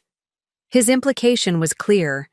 If I stayed, it would mean committing to something beyond professional, advancement or personal healing. It would mean joining a multi-generational struggle to preserve cultural heritage against powerful economic forces. Before I could respond, Magda approached with her young son, breaking the moment's intensity. The little boy showed me a drawing. He'd made of what appeared to be the cafe, complete with a stick figure Julia behind the counter. The evening deepened into celebration, but Zoltán's revelation remained foremost in my thoughts. As I observed the gathering through new eyes, I noticed subtle details I'd previously missed. How István's violin case bore political stickers from various eras. How Julia's sister walked with a slight limp suggesting old injury. How the elderly, women treated Zoltán with particular deference. These weren't just colleagues or even friends. They were comrades in the strongest sense, people who'd stood together through political upheaval, who'd sacrificed professional advancement for principles, who'd transformed opposition into positive action through preservation work. Later, as the celebration wound down, Amis joined me at a small table where I'd been sketching the gathering surreptitiously in my notebook. Now you know our little team's history, she said without preamble. Zoltán doesn't share those stories often. I'm honored he trusted me with it. I hesitated before asking, How do you fit into all this? You're younger than they are. Emis smiled faintly. Zoltan was my professor, unofficially after his dismissal. He held secret seminars in apartments around the city for students disappointed with the official curriculum. I was 19, idealistic, angry about what was happening. To Budapest's historic buildings. She traced the rim of her coffee cup thoughtfully. When official barriers to his teaching were finally removed in the late 1990s, he recommended me for my first research position instead of taking it himself. Said the new generation needed institutional access more than he did. This selfless professional sponsorship explained the deep respect I'd observed between them despite occasional disagreements. Emis had achieved the academic position Zoltan had been denied, carrying his preservation ethics into formal academic structures. "And you?" she asked. "What made an American architect leave a comfortable career to document crumbling buildings, in a language she doesn't speak?" The question penetrated my carefully maintained professional facade. These people had shared their deepest motivations and sacrifices. Honesty seemed the only appropriate response. "I lost myself," I admitted, the words emerging with surprising steadiness. "Gradually, incrementally, I surrendered my professional identity to support my husband's. This work, being here, is helping me remember who I was before that happened." Emis nodded, neither judging nor offering platitudes. Many women in architecture face this pressure, though perhaps less dramatically than being abandoned in Prague. The abandonment was actually clarifying, I reflected. It made visible what had been happening invisibly for years. As the evening concluded, Julia insisted on packing leftover food for everyone. Embracing me at the door, she pressed a small package into my hands, whispering something in Hungarian. "Family recipe book," Zoltan translated from behind her. "Very special gift. Julia says you need Hungarian cooking in America when you go back." When, not if. Despite our growing connections, they still viewed my presence as temporary, a brief intersection with their lifelong community before I returned to my real life in Seattle. But as I walked back to my apartment through Budapest's twilight streets, that real life seemed increasingly distant and theoretical. The fellowship extension Emis had mentioned would carry me through the end of summer. After that, what? Kirby's messages had grown less frequent but more strategic, focusing on practical matters requiring my attention: tax filings, house maintenance decisions, his mother's upcoming surgery. Each represented a tether to our shared life, a responsibility I couldn't indefinitely ignore. Yet as I passed a particularly beautiful Art Nouveau building our team had recently documented, seeing the subtle details I'd personally measured and drawn, I felt a profound connection to this work and these people that transcended professional opportunity. Their willingness to share not just expertise but personal histories had transformed my relationship with both the city and the project. Was no longer just an American architect temporarily escaping marital problems. I had become part of something meaningful, a small link in a decades-long chain of preservation efforts spanning political systems and generations. In my university apartment, I carefully placed Julia's recipe book beside Zoltan's drafting. Tools on my desk, tangible symbols of acceptance and belonging I hadn't anticipated finding when I first arrived in Budapest, with nothing but determination and wounded pride. The dichotomy was becoming clearer with each passing day. Return to Seattle and the remnants of a marriage built on my diminishment, or remain in Budapest and continue building professional purpose with people who valued my contributions, without requiring my self-erasure. Not a simple choice between husband and career, but between two versions of myself. One gradually shrinking to accommodate others' expectations. One expanding into forgotten capabilities and unexpected connections. I fell asleep that night with Hungarian violin melodies echoing in my memory and the taste of celebration still sweet on my tongue, no closer to a decision but increasingly aware of its significance beyond mere geography. By late May, Budapest's unpredictable spring had stabilized into consistent warmth, bringing the city fully alive with outdoor concerts, riverside picnics, and bustling markets. My own transformation mirrored the seasonal shift, tentative adaptations solidifying into confident capabilities.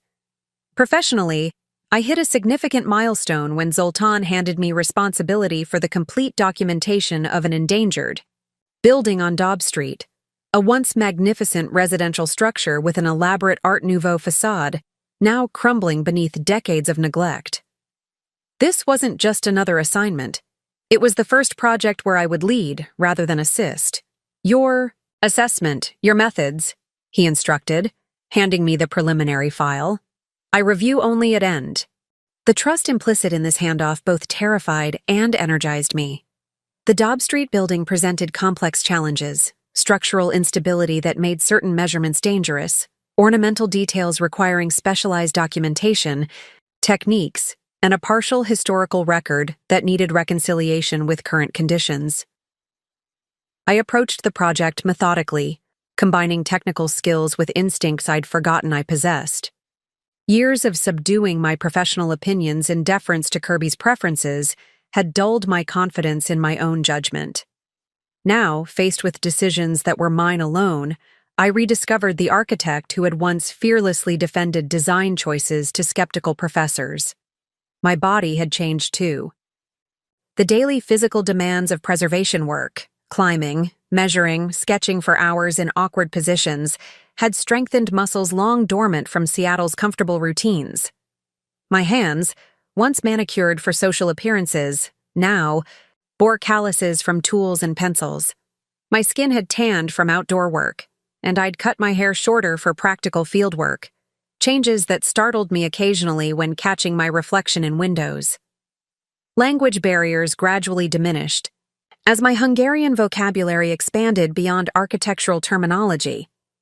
I could now manage basic transactions and social pleasantries without resorting to charades.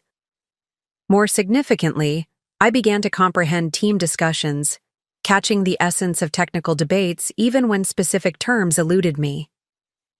One drizzly afternoon, as I worked alone measuring deteriorating terracotta elements on the Dobb Street building's third floor, Miklos arrived unexpectedly with coffee and pastries.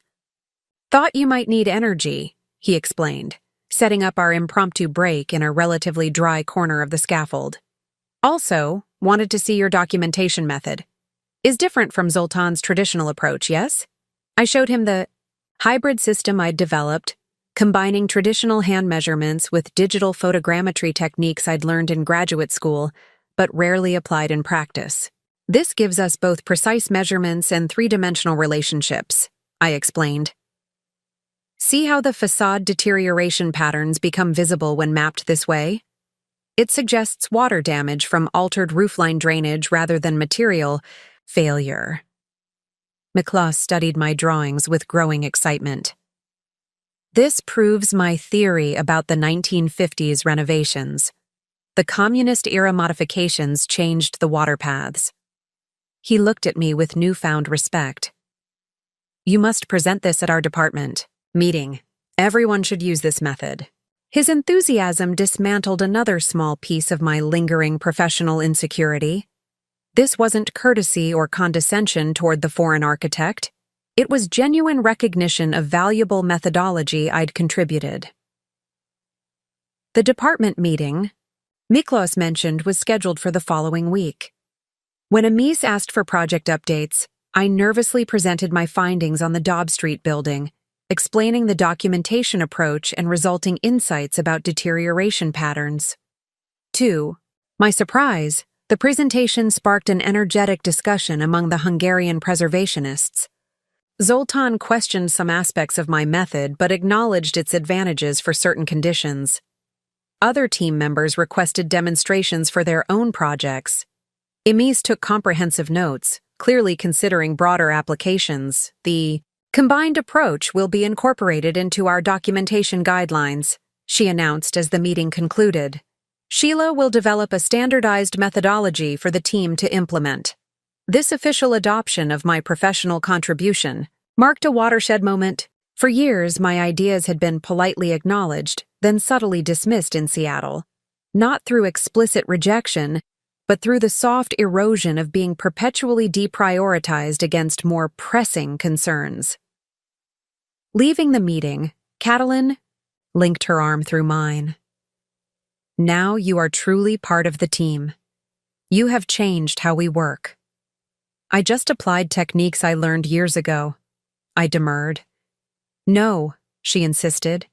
You found new application for old knowledge. This is not small thing. That evening, I received a rare email from Leslie in Seattle. Sheila, hope you're well. Saw your methodology presentation was shared through the International Heritage Conservation Listserv today. Ms. Varga credited you with an innovative approach to facade documentation that's being implemented across their Budapest projects. Several colleagues here are quite impressed, myself included. This is exactly the kind of work you always wanted to do. Proud of you. Let me know if you're planning to return to Seattle anytime soon.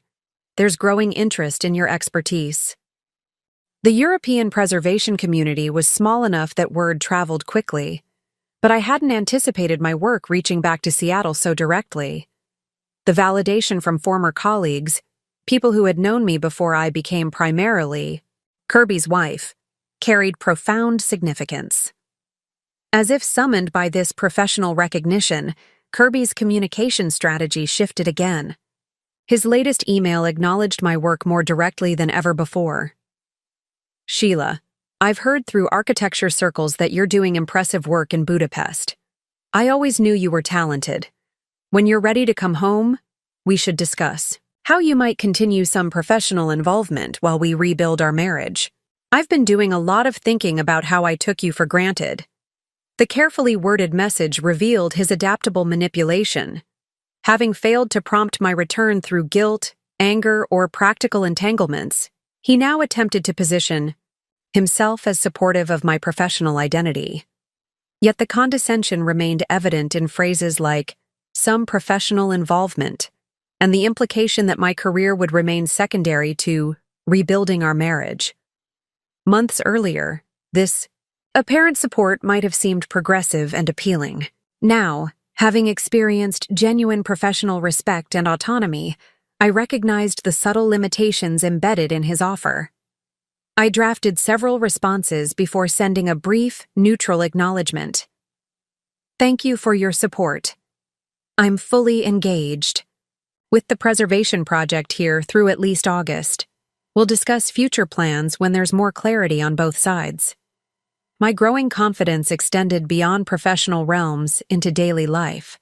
I now navigated Budapest with the familiarity of semi-residents rather than tourist confusion, knowing which metro line closed early on Sundays, which market vendor sold the best cherries, which cafe allowed lingering for hours over a single coffee. My university apartment had transformed from temporary shelter to personalized space, adorned with architectural sketches, photographs of documented buildings, and small treasures collected during weekend explorations. A ceramic tile salvaged from a demolition site, dried flowers from Margaret Island, river stones from Danube, shores. The stipend that initially seemed barely adequate now stretched comfortably as I mastered budget living, cooking simple meals from Julia's recipe book, finding free cultural events throughout the city, trading English editing for Hungarian lessons with university students. One Saturday morning in late May, I ventured alone to an architectural salvage yard Zoltan had mentioned on the city's outskirts. Wandering through aisles of discarded historical elements, ornate doorknobs, stained glass fragments, carved wooden panels, I felt a profound connection to the layers of history embedded in each object. The elderly proprietor, noticing my careful examination of terracotta medallions, approached with curiosity. In my improving Hungarian, I explained my work with the preservation team documenting Dobb Street's facade elements. His face brightened with recognition. Zoltan's American? He mentioned you. Come, I have something you should see. In a back room filled with carefully organized architectural artifacts, he showed me a collection of original molds used for creating Art Nouveau decorative elements in the early 1900s, including pieces that matched exactly with the deteriorating medallions on my Dobb Street building. These might help your restoration work, he offered. Better than guessing at original patterns? The discovery represented a breakthrough for our documentation, original production materials rather than speculative reconstruction. Taking careful photographs and measurements, I thanked him profusely. You understand the value, he said approvingly. Most young people see only old, broken things. Leaving the salvage yard with detailed documentation of the molds and the proprietors, promised to collaborate with our team, I felt a surge of accomplishment entirely my own. Not as Zoltan's assistant or a Macy's fellow researcher, but as a preservation architect who had made a valuable discovery through independent initiative. Back at headquarters, I compiled the findings into a comprehensive report and emailed it to the team, including recommendations for incorporating the mold documentation into our restoration planning. Zoltan's response came uncharacteristically quickly. Excellent work.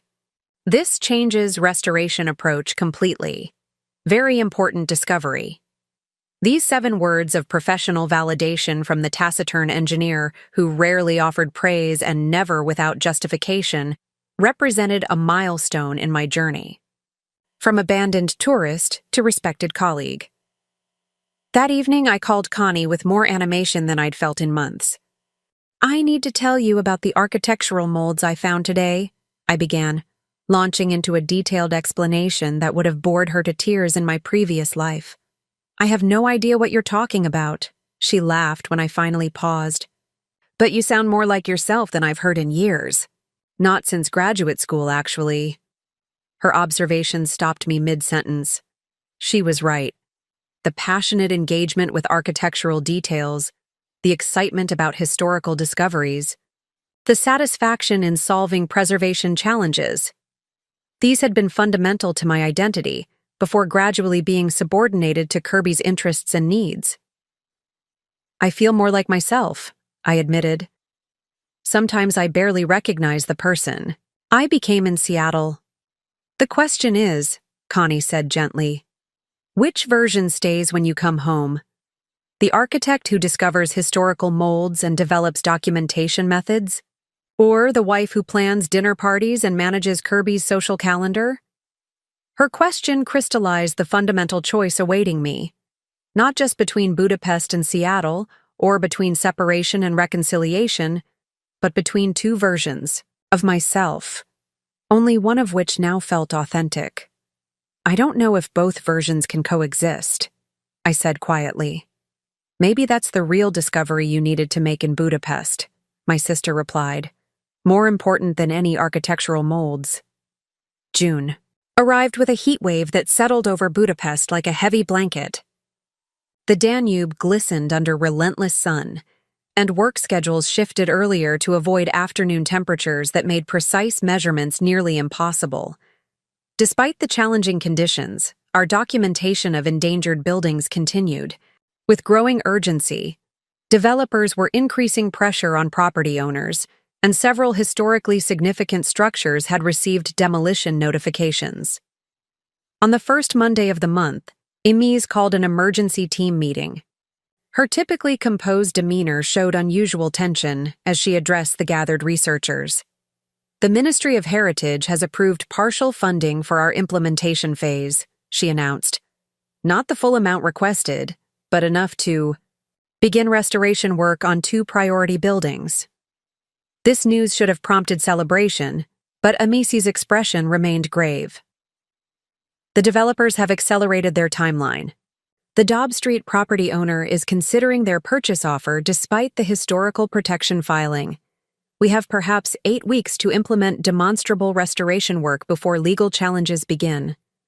The stakes suddenly elevated from documentation to active intervention. Not just recording history, but physically preserving it against commercial interests. The team immediately launched into strategic planning, with Zoltan and Emise assigning responsibilities based on expertise.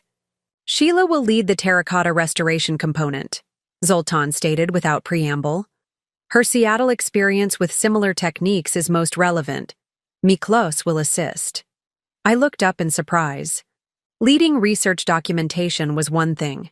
Directing a crucial restoration element with limited time and funding was another level of responsibility entirely. This position should go to someone permanent, I objected quietly. My fellowship ends in August. Actually, Amis interjected, that's another matter we need to discuss. She slid a folder across the table toward me. The university department has approved a 1-year visiting researcher position beginning in September. Full teaching and restoration responsibilities with appropriate visa sponsorship. The conference room fell silent as I stared at the official letter inside the folder. Budapest University of Technology and Economics formally invited me to join their architectural conservation faculty as a visiting researcher specializing in decorative facade restoration techniques. This is a real position, Emis continued. Competitive salary, benefits, professional development opportunities, not charity or temporary accommodation. She emphasized these last points, understanding my need for legitimate professional recognition rather than sympathetic placement. We want you to stay, Catalin added simply. You belong with this work. The offer represented everything I'd hoped. For professionally, meaningful preservation work, academic connection, international experience. Yet it also forced the decision I'd been avoiding since April. Temporary separation from Kirby was one thing, but committing to another year abroad would fundamentally reshape our marriage, or end it. I need time to consider this, I managed, grateful when Amis smoothly transitioned back to implementation planning for the funded restoration. That evening, I walked along the Danube embankment, watching sunset illuminate the city's architectural treasures. The formal position offer had crystallized what had been gradually emerging for months. I had built something valuable in Budapest, professionally and personally. Leaving in August would mean abandoning not just meaningful work, but also this unexpected community that had embraced me. Yet Seattle held its own claims, a house I'd helped design, friendships, however attenuated, family connections, and the complex, damaged relationship with Kirby that remained unresolved. Our marriage had become a building with serious structural flaws, but demolition wasn't the only option. Renovation, though difficult, remained possible if both parties committed to the work. My phone buzzed with a text from Kirby. Happy anniversary, Sheila. 5 years today. Remember our dinner at Canlis? I miss you. We should talk about the future. The anniversary had completely slipped my mind, a telling omission that sparked both guilt and clarity. The marriage that had once been central to my identity had become peripheral to my daily existence. Whether through his actions or my response to them, we had drifted toward disconnection long before Prague. I called Kirby directly, our first, real-time conversation since the abandonment. Sheila? His voice held disbelief. You actually called. It's our anniversary, I acknowledged. It seemed appropriate to talk. I've missed you so much, he began, words tumbling out in practiced cadence. These months have given me perspective on how much I took you for granted, Kirby, I interrupted gently. I've been offered a position in Budapest, a year-long appointment beginning in September. Silence stretched between us, spanning thousands of miles and months of separation. You can't be serious, he finally said. A real job? In Hungary? A visiting researcher position at the university, I confirmed. Teaching and directing facade restoration projects? But what about us, our life here? You can't just relocate? Permanently. It's not permanent, I clarified. It's 1 year. But it is a legitimate career opportunity, something I haven't had in a long time. His tone shifted, professional negotiation replacing emotional appeal. We could make this work. I could visit regularly, maybe even work remotely for a few weeks, at a time. Companies are more flexible now. The offer surprised me, Kirby suggesting adaptation to my career rather than expecting the reverse.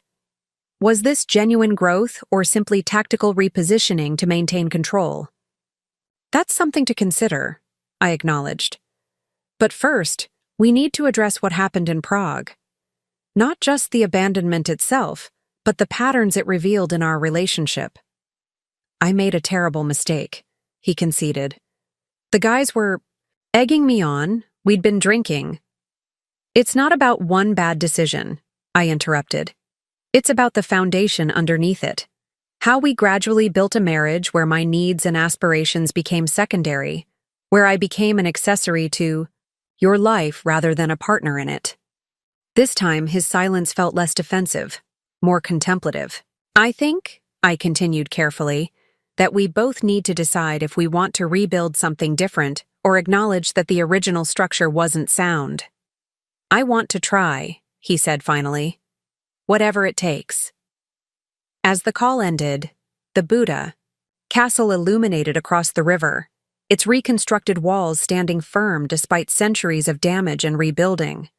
Some structures could be saved, renewed, and strengthened after near destruction. Others, despite best intentions, could never safely function again. Time would reveal which category held our marriage. Following my anniversary conversation with Kirby, life in Budapest accelerated to a dizzying pace. The Dobb Street restoration project demanded intense focus.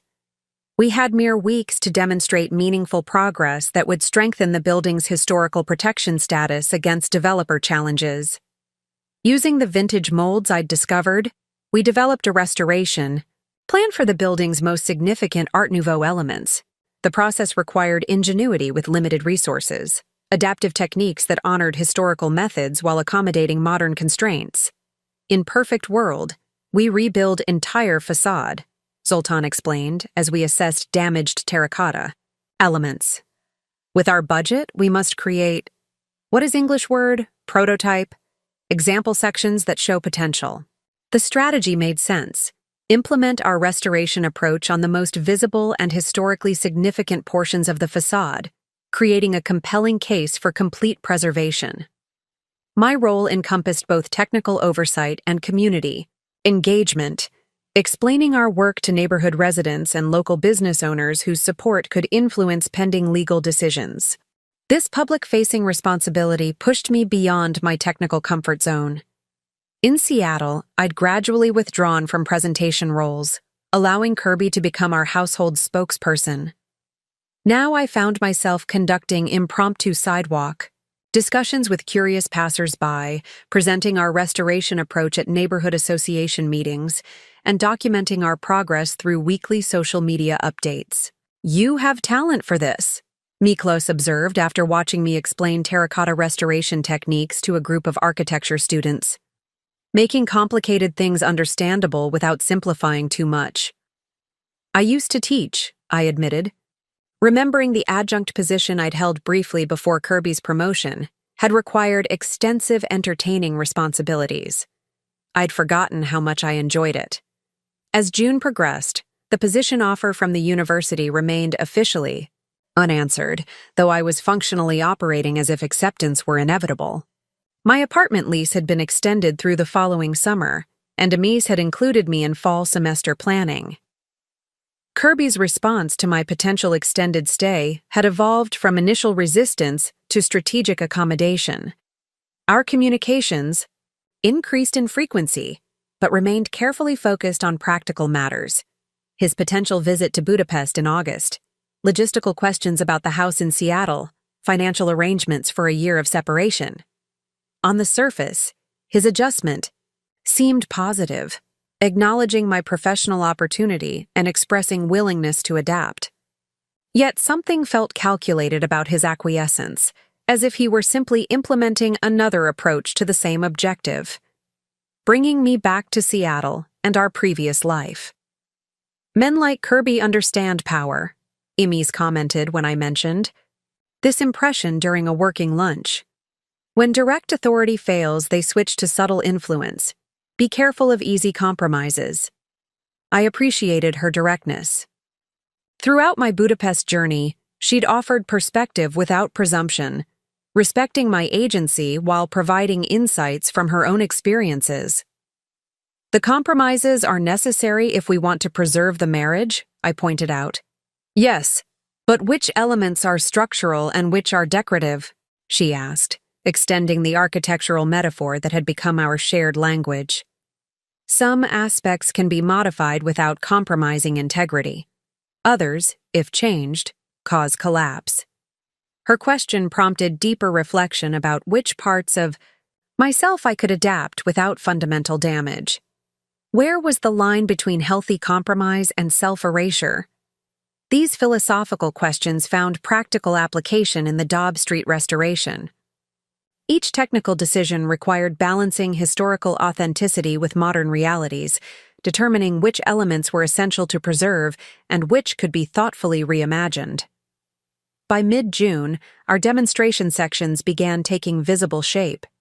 The most severely damaged terracotta medallions had been carefully removed and replaced with replicas created using the historical molds, while less deteriorated sections received minimally invasive stabilization treatments. The work itself became a form of public education. Scaffolding designed to allow pedestrian viewing, information panels explaining techniques, weekly guided tours for community members. This transparency transformed the restoration from isolated technical work into neighborhood engagement. Local businesses began displaying historical photographs of the building alongside information about our preservation efforts. A nearby cafe created a special restoration blend coffee with proceeds supporting the project.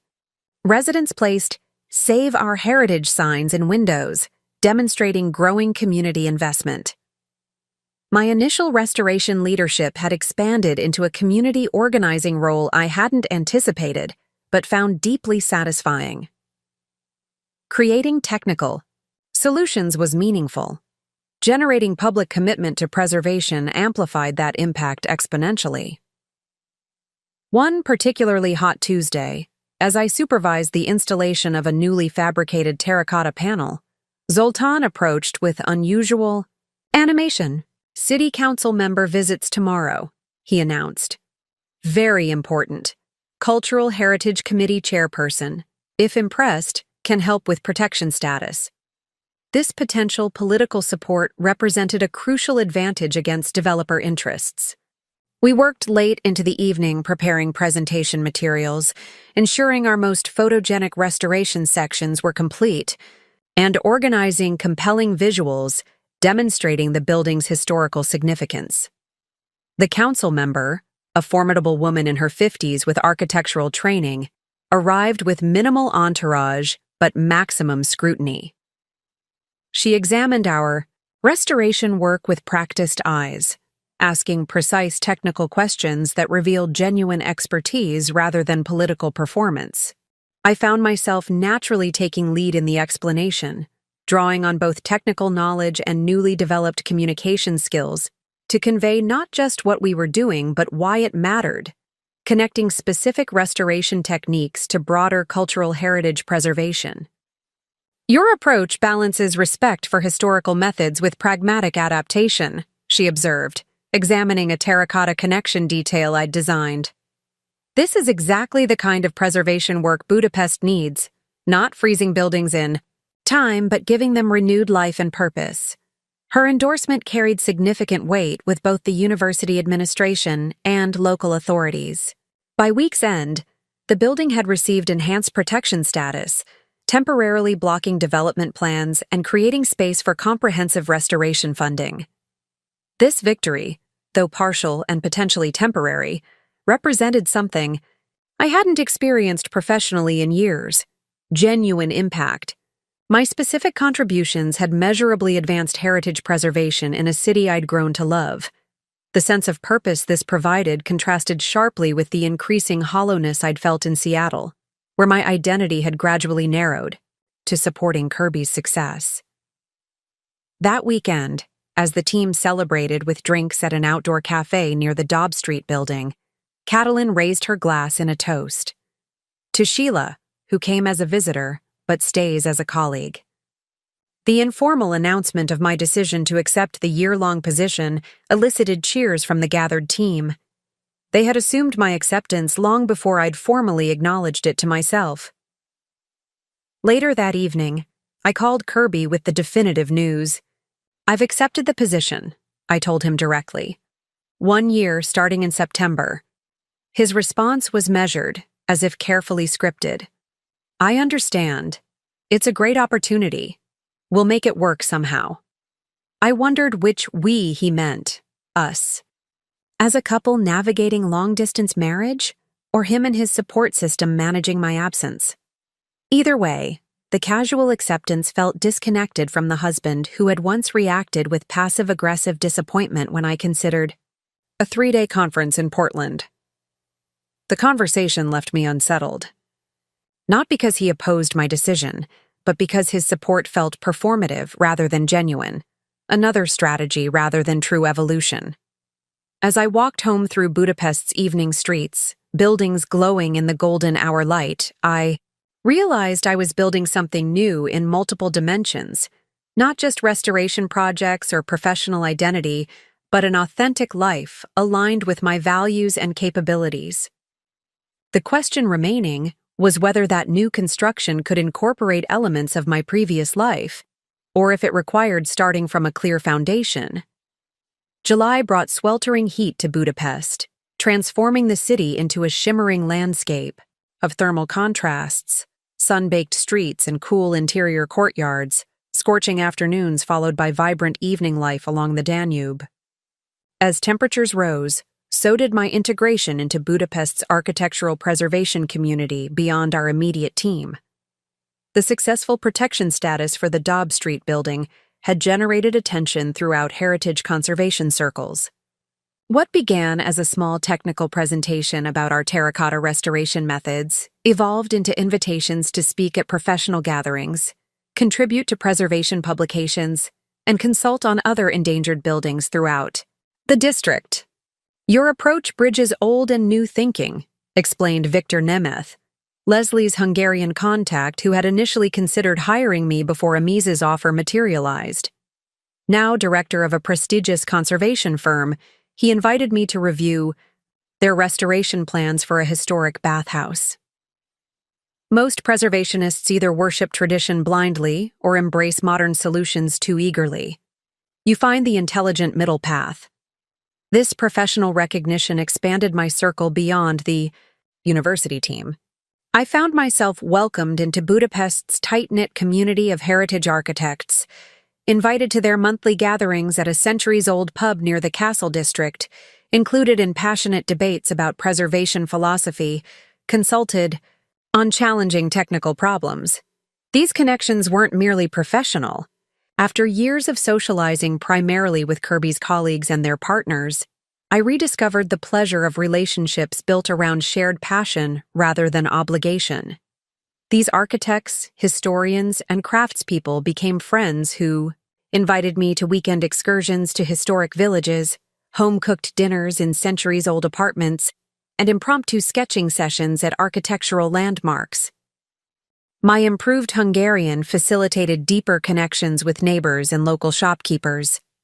The elderly baker who had initially communicated through elaborate pantomime now greeted me with conversations about weekend plans.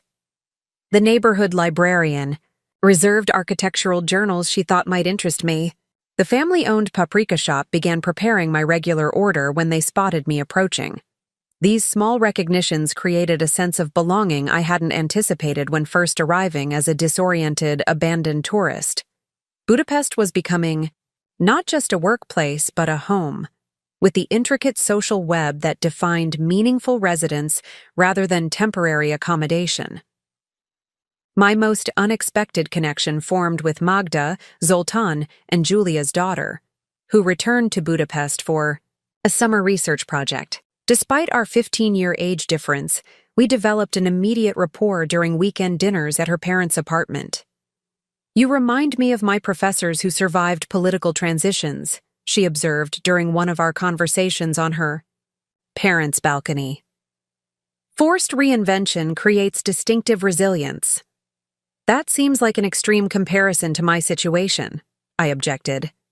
Different scale, similar pattern, she insisted. External circumstances destroyed assumptions about your future. Instead of collapsing, you built something new.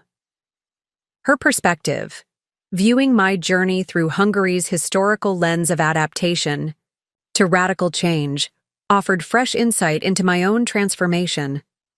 The parallel wasn't perfect, but it contained meaningful truth. Disruption, while painful, could catalyze growth that comfort never demanded. Magda's biological research focused on ecosystem resilience after disturbance, how natural systems rebuilt themselves following catastrophic events. Our conversations often bridged our seemingly disparate fields, finding unexpected parallels between architectural and ecological restoration principles. In both our domains, she explained during a walking tour of Jewish quarter buildings I was documenting, the question isn't whether we can perfectly recreate what existed before disruption. It's whether we can establish new functionality that honors historical patterns while adapting to changed conditions. This framework, honoring the past while building appropriate adaptations, offered a powerful metaphor for personal reconstruction as well. Perhaps the goal wasn't restoring my marriage exactly as it had been, but creating something new that incorporated valuable elements while correcting fundamental flaws. The email arrived on a sweltering Thursday afternoon in late July. Its subject, line deceptively mundane. Flight details, Budapest visit. Sheila finally arranged 2 weeks away from the office. Arriving Bud on August 5th, returning August 19th. Booked a serviced apartment near the university so I can experience your new life properly. Looking forward to seeing you and discussing our future in person. Love, Kirby. The message's casual tone belied its significance. After 4 months of separation following his Prague abandonment, my husband was coming to Budapest. Not for a brief diplomatic mission, but for an extended stay that would require substantive interaction rather than superficial reconciliation gestures. Emotions collided as I stared at the screen. Anxiety about navigating this visit while maintaining professional responsibilities, curiosity about how he would engage with my Budapest life, uncertainty about my own feelings after months of independent evolution. With just over a week until his arrival, practical questions emerged alongside emotional ones. How much time should I allocate to him versus work obligations? Should I introduce him to colleagues or keep professional and personal realms separate? What expectations had he built about this visit's purpose and outcomes? The team noticed my distraction during afternoon measurements at our newest documentation site. Bad news from home? Catalin asked as we packed equipment at day's end. My husband arrives next week, I explained. He's staying for 2 weeks. Her eyebrows rose slightly. The one who left you in Prague? The same. Interesting timing, she observed. Just as the Dobb Street presentation to international funders approaches. The coincidence hadn't escaped me.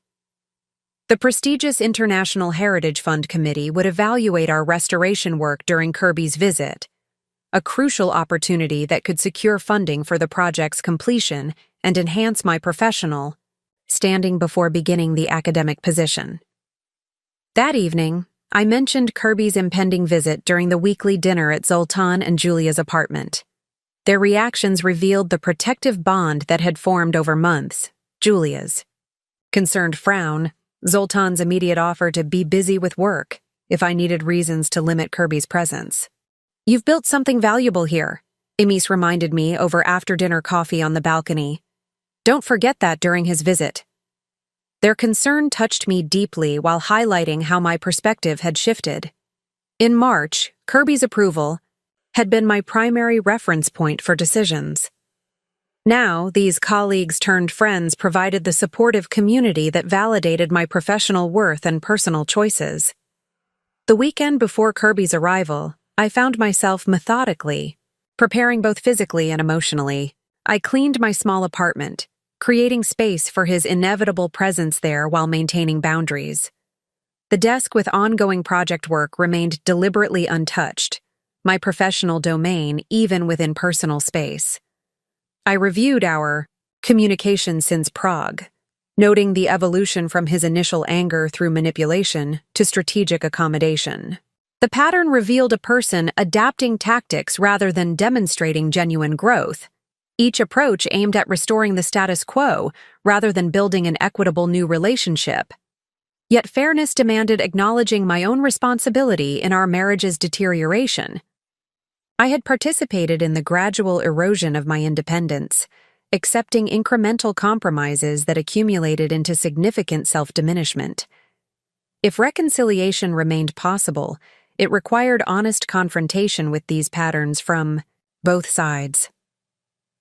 Sunday evening found me sketching absent-mindedly in a cafe near the Danube, Budapest's iconic parliament building glowing across the river as twilight deepened. My pencil traced architectural details while my mind rehearsed potential conversations with Kirby, setting boundaries, expressing needs, evaluating whether our relationship could evolve beyond its established patterns. Your lines are decisive. Tonight, observed Istvan, pausing beside my table during his evening walk. Julia's violin-playing brother had become an unexpected friend, our shared appreciation for Budapest's architectural layering transcending language barriers.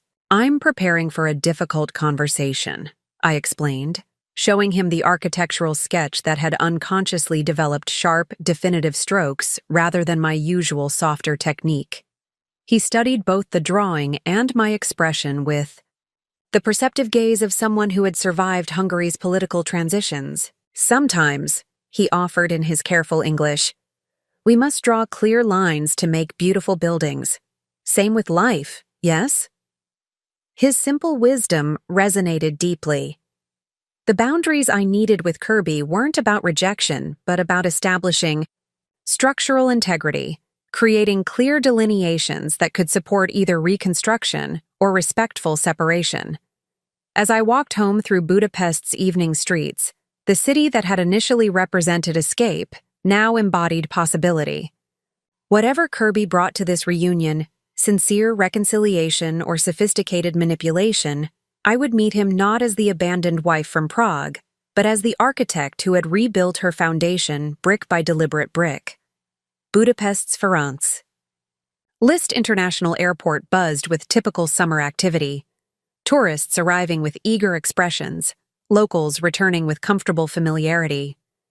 I stood in the arrivals hall, simultaneously inside and outside the scene, watching doors slide open to release waves of travelers into waiting embraces. When Kirby emerged, the dissonance was immediate. He looked exactly as I remembered, yet somehow unfamiliar, like revisiting a childhood home to find everything slightly smaller than memory insisted.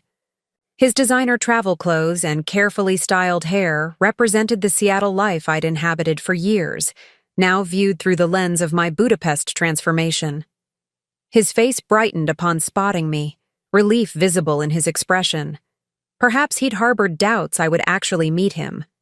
The embrace that followed felt mechanical, our bodies no longer fitting together with the unconscious familiarity of shared daily life.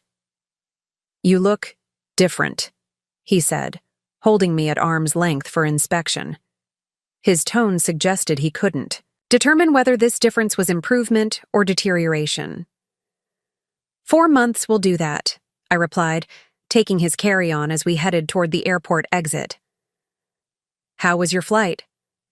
The practiced small talk carried us through the airport and onto the train into the city center. Kirby filled space with details about colleagues, Seattle developments, and his parents' recent health challenges. Updates requiring minimal response while re-establishing our previous patterns of him speaking, me attending.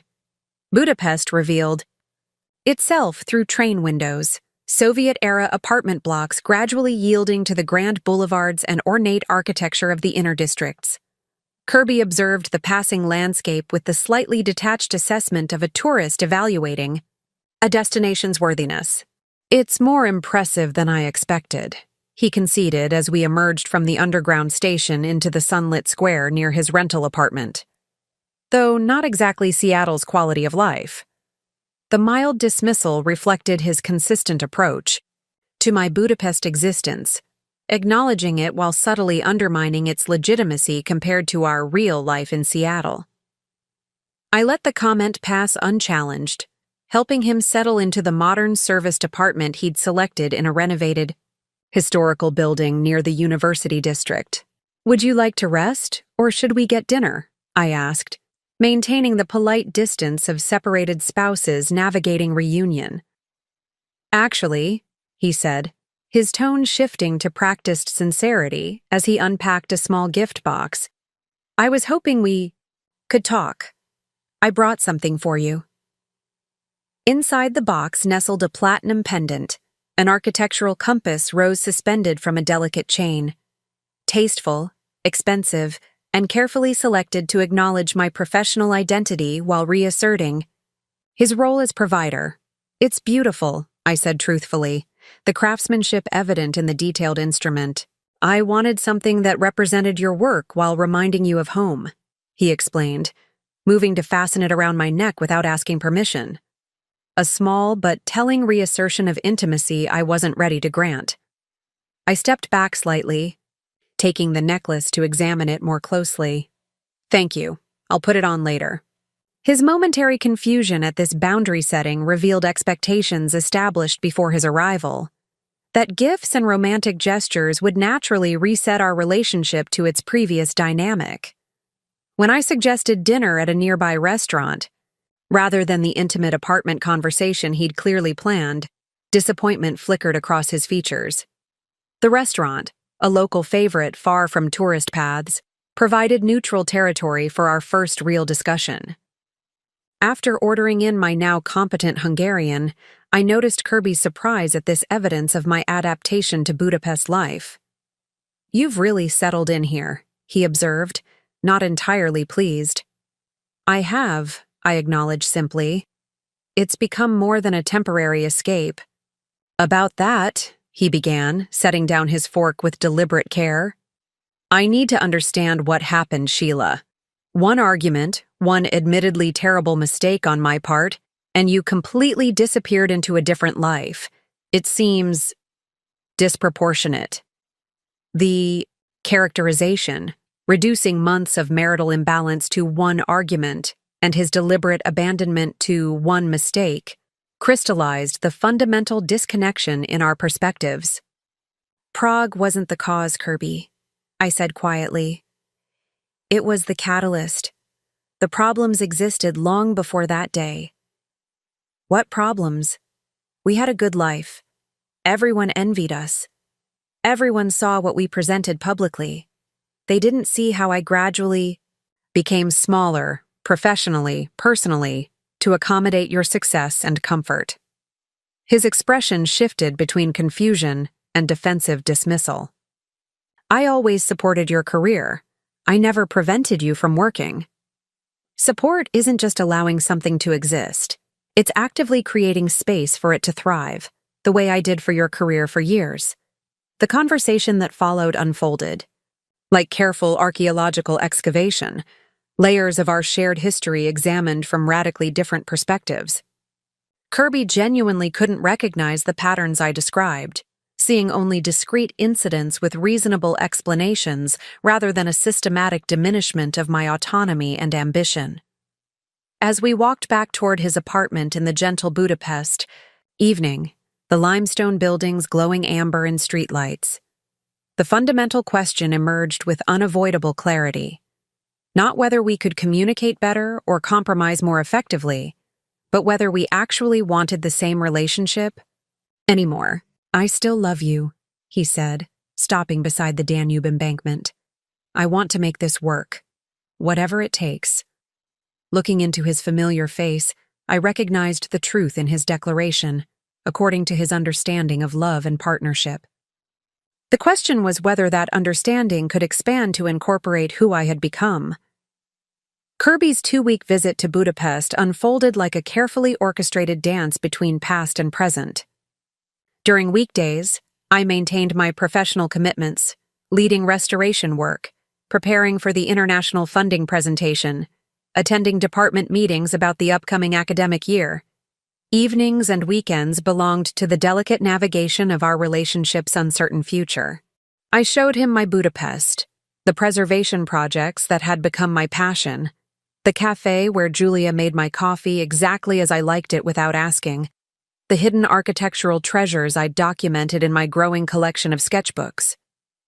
He participated with measured engagement, observing this life I'd built with the analytical assessment of someone evaluating an investment property rather than experiencing its emotional landscape. The International Heritage Fund presentation arrived midway through his visit. Standing before preservation experts from across Europe, I presented our restoration methodology with confident expertise, fielding technical questions and articulating the cultural significance of our work. From the audience, Kirby watched with an expression I couldn't quite interpret. Pride mingled with something like surprise, as if seeing a stranger performing in familiar skin. "You were remarkable," he said afterward during the reception. "I knew you were talented, but seeing you like this?" He trailed off, struggling to reconcile the poised professional before him with the supporting partner he'd grown accustomed to. The committee approved our funding request, ensuring the DAB, street restoration, would continue under my guidance during my academic appointment. Celebrating with the team that evening, I watched Kirby attempt to integrate into this community that had embraced me. Zoltan was cordially reserved, Emes professionally polite, Catalin warmly cautious, each expressing through subtle interactions their protective concern for my well-being. On Kirby's final evening in Budapest, we sat on Margaret Island watching the sun set behind Buda's hills, the city gradually illuminating around us like a circuit board coming to life. "I understand now," he said finally, "why you couldn't just come home after Prague. What you've found here." "And?" I prompted gently. "And I don't fit into it," he acknowledged with surprising candor. "At least not the me who left you in Prague. Maybe not any version of me." His honesty, hard-won through 2 weeks of witnessing my transformation, offered the first genuine connection since our separation. Not agreement or reconciliation, but authentic recognition of reality. "I think we need to formally separate," I said, the words emerging with calm certainty rather than emotional turbulence. "Give ourselves space to determine whether we're growing in compatible directions or simply different ones." He nodded slowly, resignation gradually yielding to respect. "Your revenge was perfect, you know." "Revenge? Building a life that proves you never needed me at all." I touched his hand gently. "It wasn't revenge, Kirby. It was resurrection." As his plane departed the following morning, I stood on my small university apartment balcony, watching it diminish against the Budapest sky.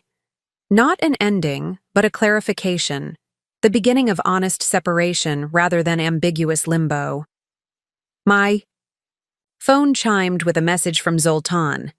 "Meeting 10 a.m., new project, important work." Life continued, purposeful and meaningful in this city that had transformed from escape to home. The abandoned wife from Prague had disappeared entirely, replaced by an architect who had carefully, deliberately rebuilt herself from solid foundation. Up next, you've got 2 more standout stories right on your screen. If this one hit the mark, you won't want to pass these up. Just click and check them out. And don't forget to subscribe and turn on the notification bell so you don't miss any upload from us.